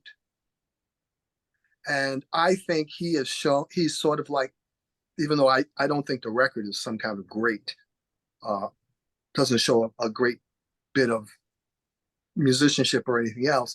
What it does do is kick open the door for people who might be willing to take a chance on being an instrumentalist and taking that to the next level. And so I believe people like Jerome and others of his generation are going to be a part of that. You know, when I saw Notorious B.I.G.'s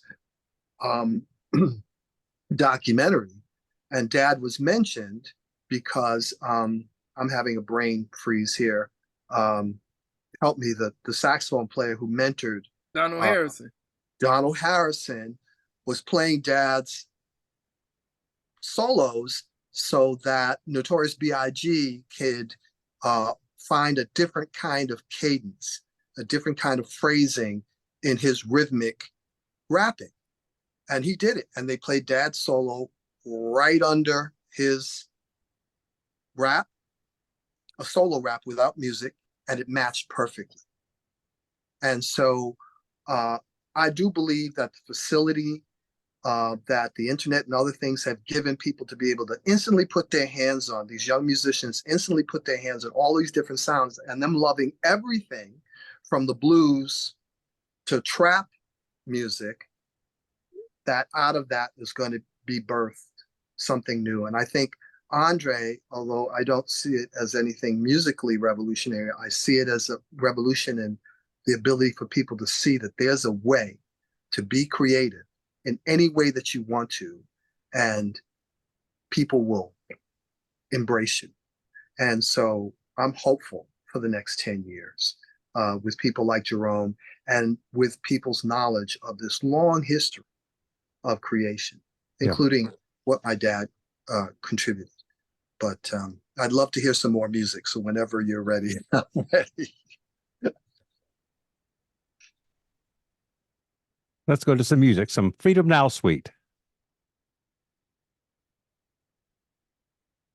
So that's an amazing point you make, Raul. I mean, it's definitely gonna come through. The modernness of every period is going to filter into what's coming next. I got some stuff for you, Bill. Hold tight, man. It's coming. Also, I mean, since you brought it up, what Raul's saying is when you look at Kendrick Lamar's music, and he is connected to all these great instrumentalists in LA, and they're on his, and I'll tell one quick story, funny story. One of my cousins thought I was crazy in the 1970s trying to play Sun Ra for them. And I'm trying to get them to come see Sun Ra with me. Well, let's fast forward 70s to about 2016, 2017. They're hooked into Kamasi Washington and Pharaoh Sanders. And who's there? Marshall Allen. And so I hadn't heard from Beth in, years and years, but she said, this Sun Ra guy's okay.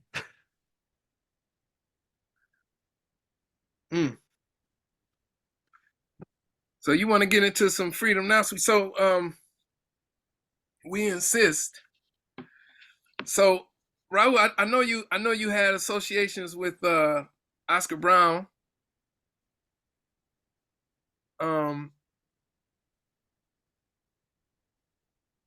Yes. And just the musical marriage between your dad and Oscar Brown Jr.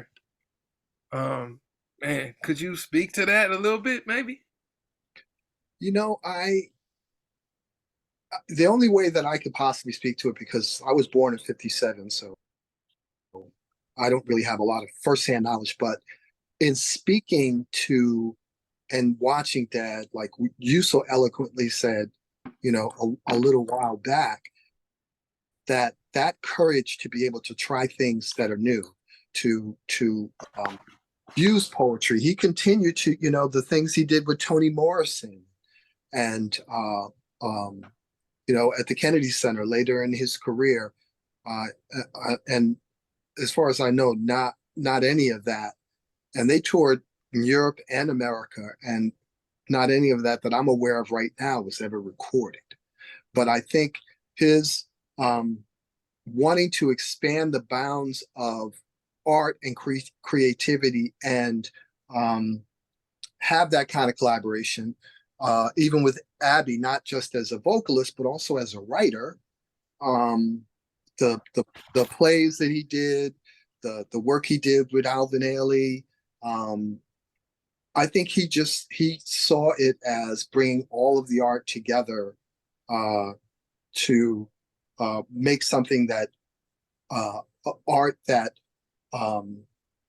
that exceeded music in and of itself, that it became a part of a larger art piece.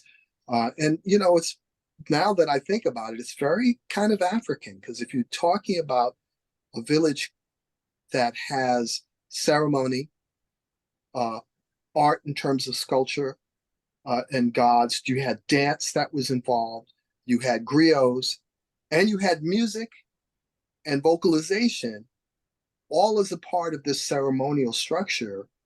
I think a lot of that was about him getting back to that as well, and understanding how to bring all these art forms together. So I don't have any anecdotal stories about his collaboration with Oscar. I just know that he continued from We Insist on to continue to collaborate with artists from other fields all over the globe to create something new. And I think that's the courageous part, just constantly trying to create something new. He said one thing, and then I'll shut up. Lester Young told him when he was very young, he said, "You can't join the throne till you write your own song." And for him, that was a challenge to constantly be creative and never copy himself or anyone else. And so I think that drove him. And he mentioned that like a lot. You can't join the throne till you write your own song. That means be creative. Takes a lot of courage. Thanks, Raul. That's amazing, man. Wow.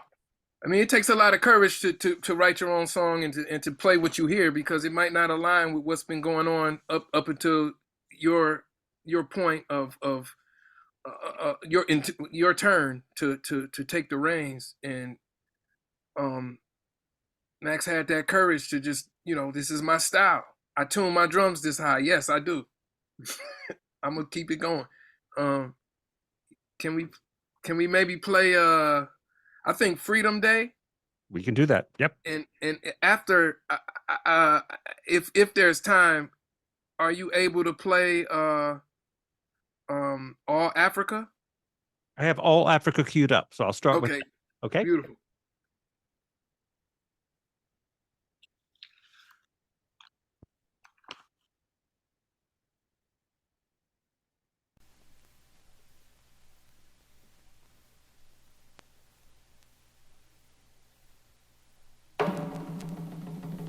The beat has a rich and magnificent history, full of adventure, excitement, and mystery. Some of it bitter, and some of it sweet, but all of it part of the beat, the beat, the beat.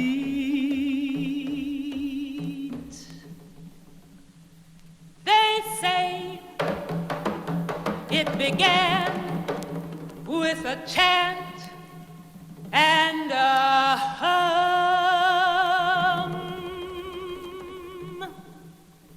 and a black hand laid on a native drum.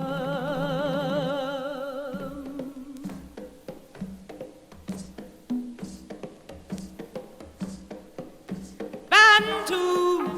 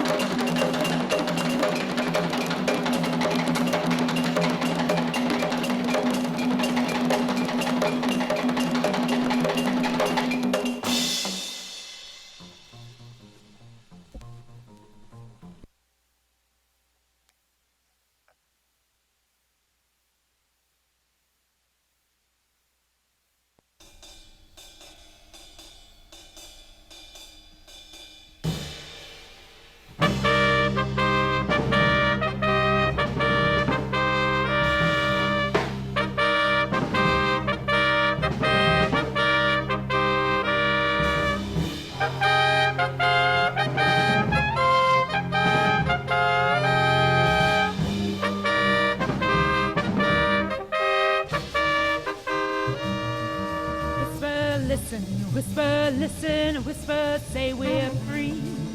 Rumors flying, must be lying, can it really be? Can't conceive it, can't believe it, but that's what they say. Slave no longer, this is Freedom Day. Freedom Day, it's Freedom Day. Throw those shackling chains away. Everybody that I see says it's really true if free.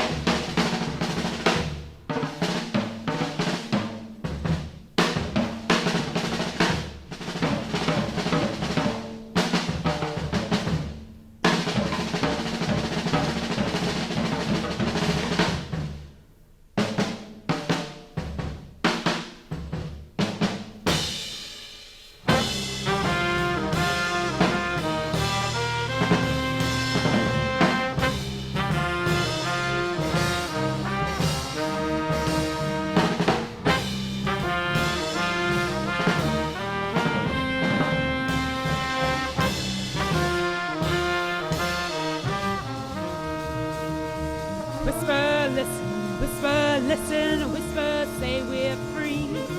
Rumors flying, must be lying, can it really be? Can't conceive it, don't believe it, but that's what they say. Slave no longer, this is Freedom Day. Freedom Day, it's Freedom Day. Throw those shackling chains away. Everybody that I see says it's really true. We're free, free. Day, free to vote and earn my pay, dim my path and hide the way, but we made it Freedom Day.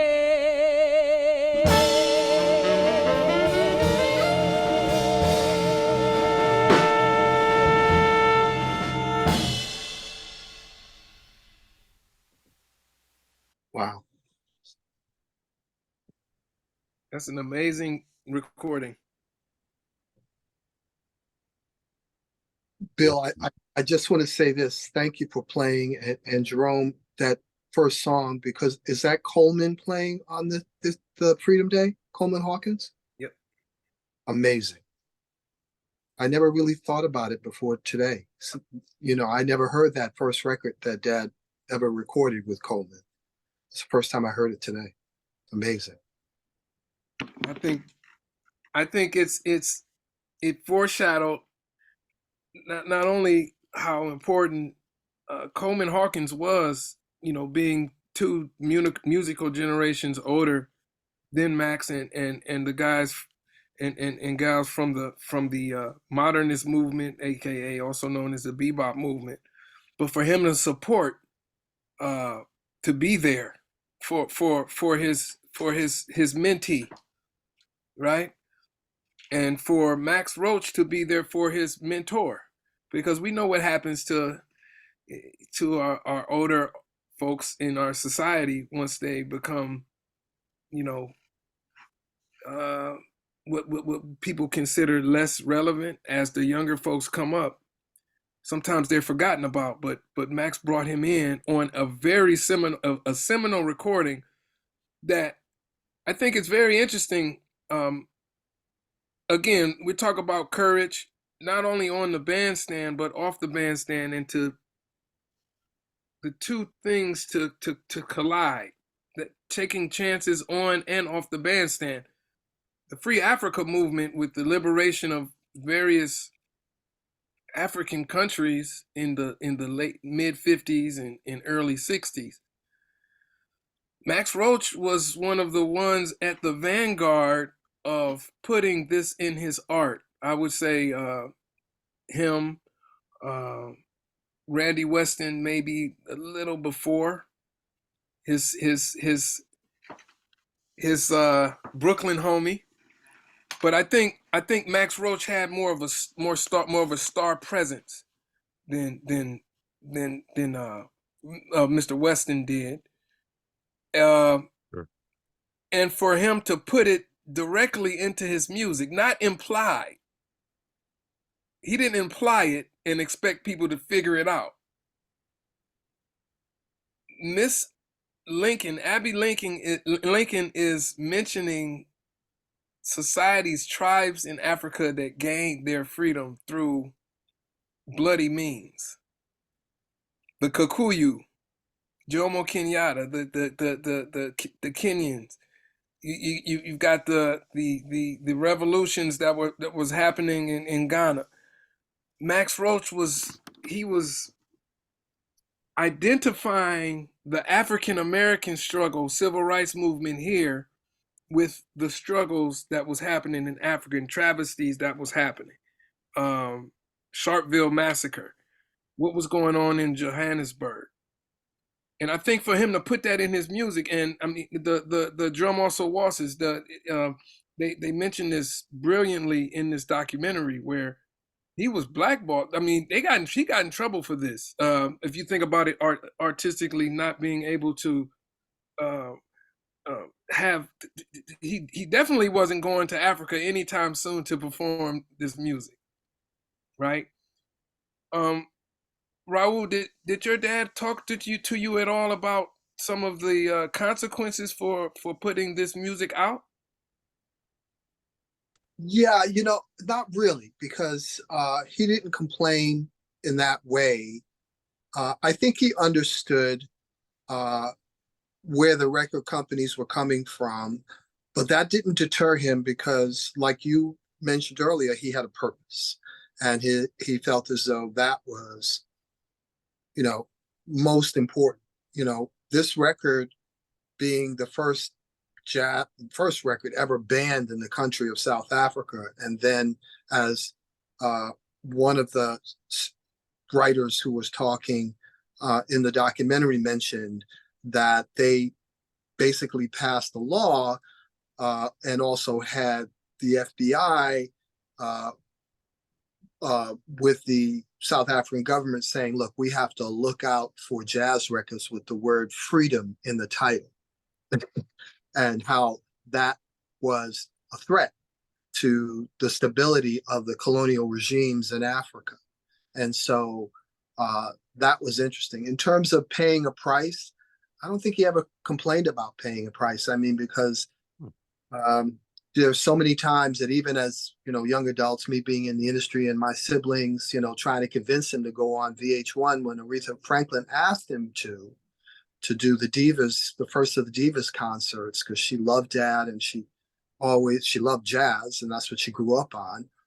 And him refusing but he would take a gig as a fundraiser for a small community center in Boston and eschew something that would not speak to what he had to say. He was not about being famous. He was about making a difference in the world. And, I respect that. At the time, as a young person, we were all like, Dad, come on, man. Aretha Franklin's asking you to go on VH1, please, man, come on. It was like, nah, that's okay.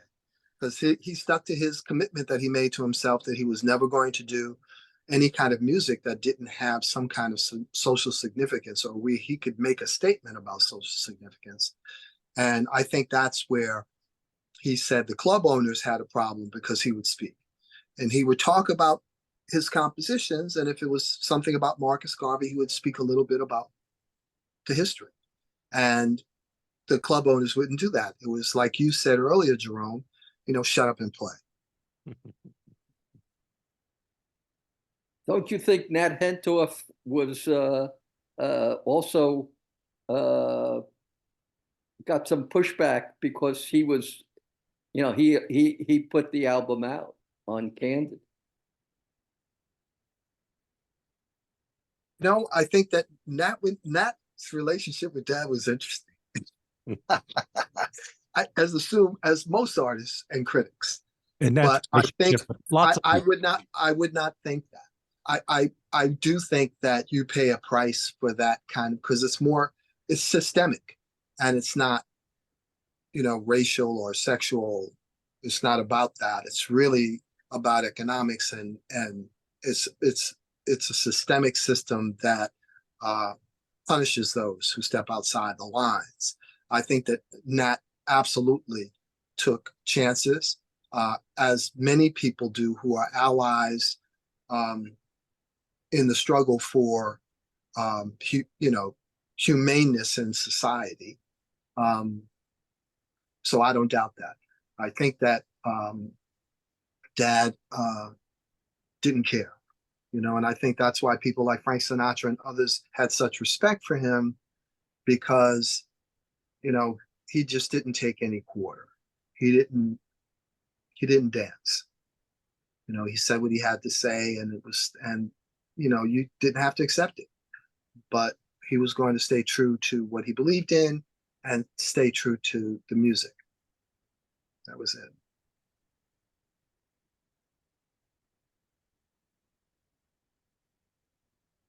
Booker Little sounded pretty good on that too. Booker was just amazing. My dad had such bad luck with trumpet players. It was unbelievable. Yeah, what incredible talent Booker was. I wanted to say, after we listened to All God's Children Got Rhythm, I think that was the Carnegie Hall concert. Maybe. I know it was live, but I've always thought about this, and maybe Bill and Raul, and maybe you all could chime in here. MRC Records is the label that the Clifford Brown, Max Roach, Clifford Brown quintet was on at the time. of Clifford and Richie Powell's demise on the Pennsylvania Turnpike.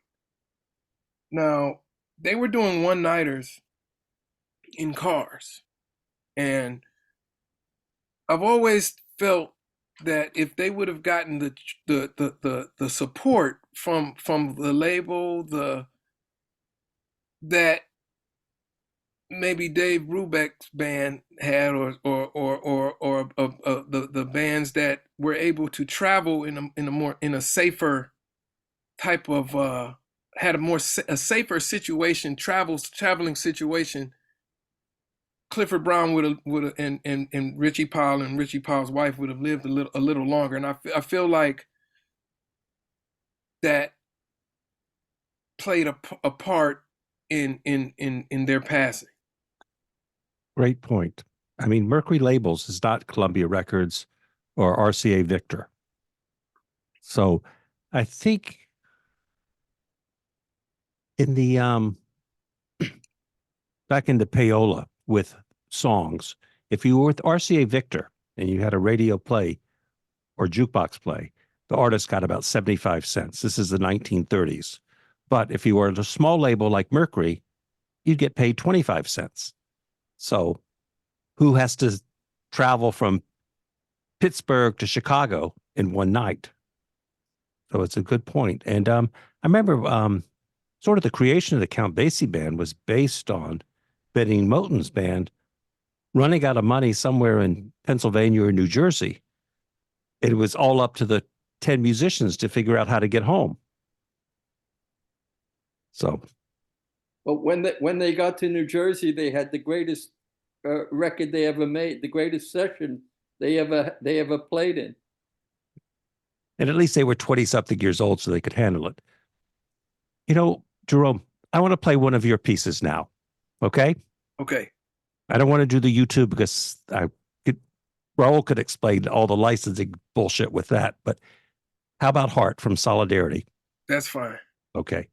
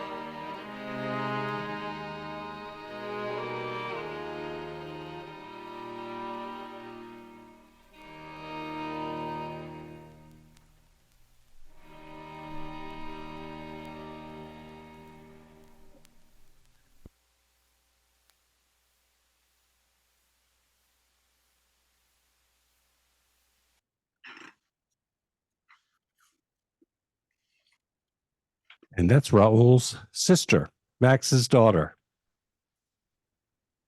A piece arranged as a traditional. Let us break the bread together.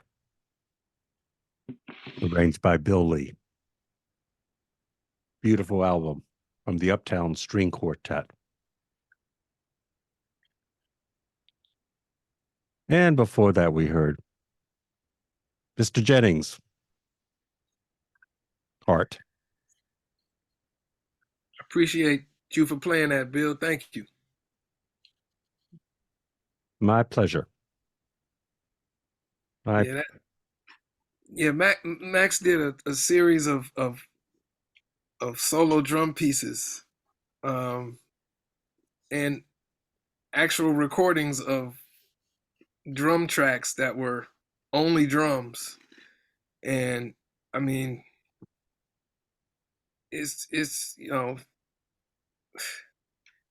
it's just amazing. It's something that, you know, it just raises the level of artistry for all of us as drummers and instrumentalists, to be able to hold the attention of an audience with the drum. It's absolutely astounding to me. It always has been, and that's what I attempted to capture there. It was beautiful, Jerome. And this year, there'll be a movie released of a solo drum concert. Beautiful. Yes, my. Yep. And with Dad at Lincoln Center in 1982, I think. And it's really beautiful. It was shot and it sounds amazing. And he gets up between each song and explains the title of the track and the inspiration behind it. Then he sits down and plays the piece, and it's about between 45 and 50 minutes long.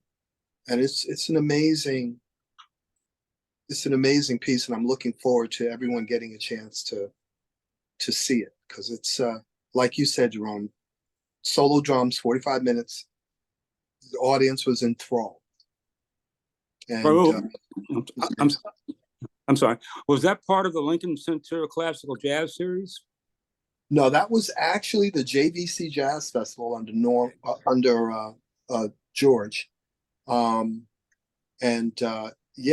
did just solo drums for 50 minutes, and at the time he was working on a VHS, a double VHS. So some of it has already been released, and it's in something called a double VHS release that was called Max Roach in Concert, Max Roach in Session.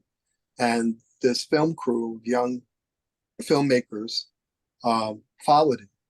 And they did that concert, but they never showed the whole thing. And then at the end, they digitized it. They called us, the family, 2 years ago and said, look, we have this. We're cleaning out our storage. We just would like to digitize this and put it together for you guys. And what they put together was amazing, because the shots are amazing. The photography is amazing, and the sound was superb. So I'm looking forward to everyone hearing so many different things. So let me just drop this down because I know we have to get off soon. There'll be 2 new Clifford Brown Max Roach records live that will be released this year. There'll be a session between Elvin and Dad that includes a 13-minute love battle, the drum battle. That's just stellar. And also a Clifford Brown Max Roach live. Not Clifford Brown, Dexter Gordon Max Roach live album released as well. So, we're looking forward to having a great centennial celebration. Thank you so much, Doctor, for making this happen and inviting me, and Jerome for all you do. We're going to talk soon, because I got work for you, but I have no money, so you're going to have to find it yourself. But yeah, really looking forward to, continuing to make this centennial year something, and I want to just plug my own thing. The Max Roach Facebook page that I curate. There are a few, but there's a Max Roach page that I curate, and it has all of the events. There's over 50 so far, and globally, and 22 have been announced. They're all domestic between now and April.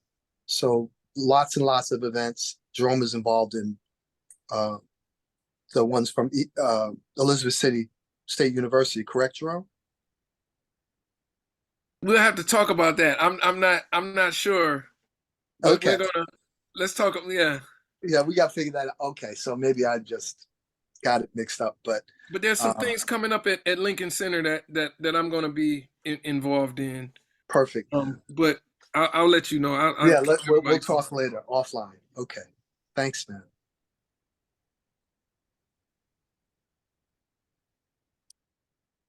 Well, thank you so much, Raul and Jerome, for this evening. You're welcome to any hot clubs. We'll be playing your dad's music next week at this time. And since I'm home, I can play music as long as I want until I... Anything else anyone want to hear? I was going to play, asking for music, but I was thinking of closing unless someone else has this record, since we're... It's a great clip of that group on YouTube, the Soul series. Or you know what? Were they on the Soul? That Soul show, the Soul Soul? The Summer of Soul? On PBS. On PBS. Ellis Hazlett? Yeah. With Ellis Hazlett. Ellis Hazlett, yes. There's quite a few, but yes. And I think there's also one, there's a show, Black Omnibus. I've never seen that. Yeah, that was hosted by James Earl Jones. Oh, wow. Yeah. Wow. I have it over here. It's over here somewhere. I love the idea of lift every voice. Say that again, Raul. No, I was saying I love the Lift Every Voice album as well. So I think that's a great choice, Bill. Does someone named Francie have a question? I just... Yep. Oh, yes. Thank you very much. Actually, I had a comment and a quick suggestion. I had been invited in June of 2019 to speak before the New York City Landmarks Preservation Commission. And at that time, quite unexpectedly, the issue of Max Roach as a persona, not only as an artist, musician, educator, composer, most especially as a friend of James Baldwin, arose. And that linkage, the significance of Max Roach being a friend, a buddy of Baldwin, who consistently would swing by the house that Baldwin owned on West 71st Street, superseded some of the typical petty bourgeois reluctance to consecrate and designate buildings in New York, in particular the one that Mr. Baldwin owned at the time of his demise, and elevate their cultural significance. In other words, the essence over the form. And it was the fact that Max Roach visited there, spent time there, that the place Baldwin had created a jazz chasel, if you will, that allowed the entire board to vote that that building, which on its face, quite frankly, is not distinguished, but in its soul, inside the bricks, because who lived there and who swung by there, including, and Max Roach was singled out. That's why today, James Baldwin's home on West 71st Street in Manhattan was designated a New York City landmark. And subsequently, in the summer of 2019, it was designated a state register landmark and a national landmark. So I think part of Mr. Roach's legacy is to remind us all who we bring in to our homes is an enduring legacy of who we are.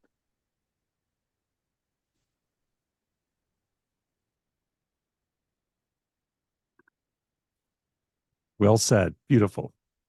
Yeah, Thank you. absolutely agree. And I remember the apartment building well. He purchased it what was fascinating about it was he was very clear that that building was for his family and that they would never be without a roof over their head. And so he took his earnings and invested them to make sure his family always had a home. Mm. And so to me, that was revolutionary. I remember Jimmy having drinks with Jimmy at a few bars in the neighborhood. But I remember he and Dad getting together often, and a lot of people went by Jimmy's house because he would have parties and drinks and stuff. So, I would hear about them. I never went to one. I was too young, but I would hear about them.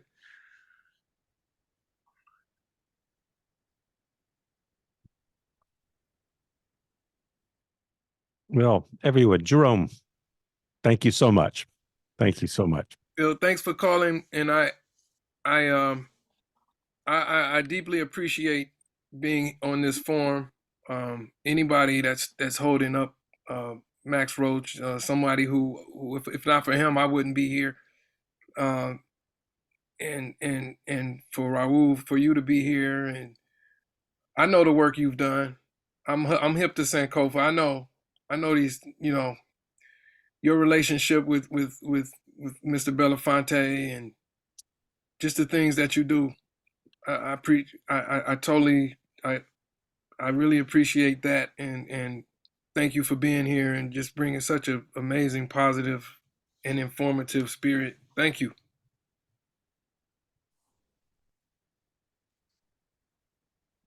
Thank you all for being with us tonight, and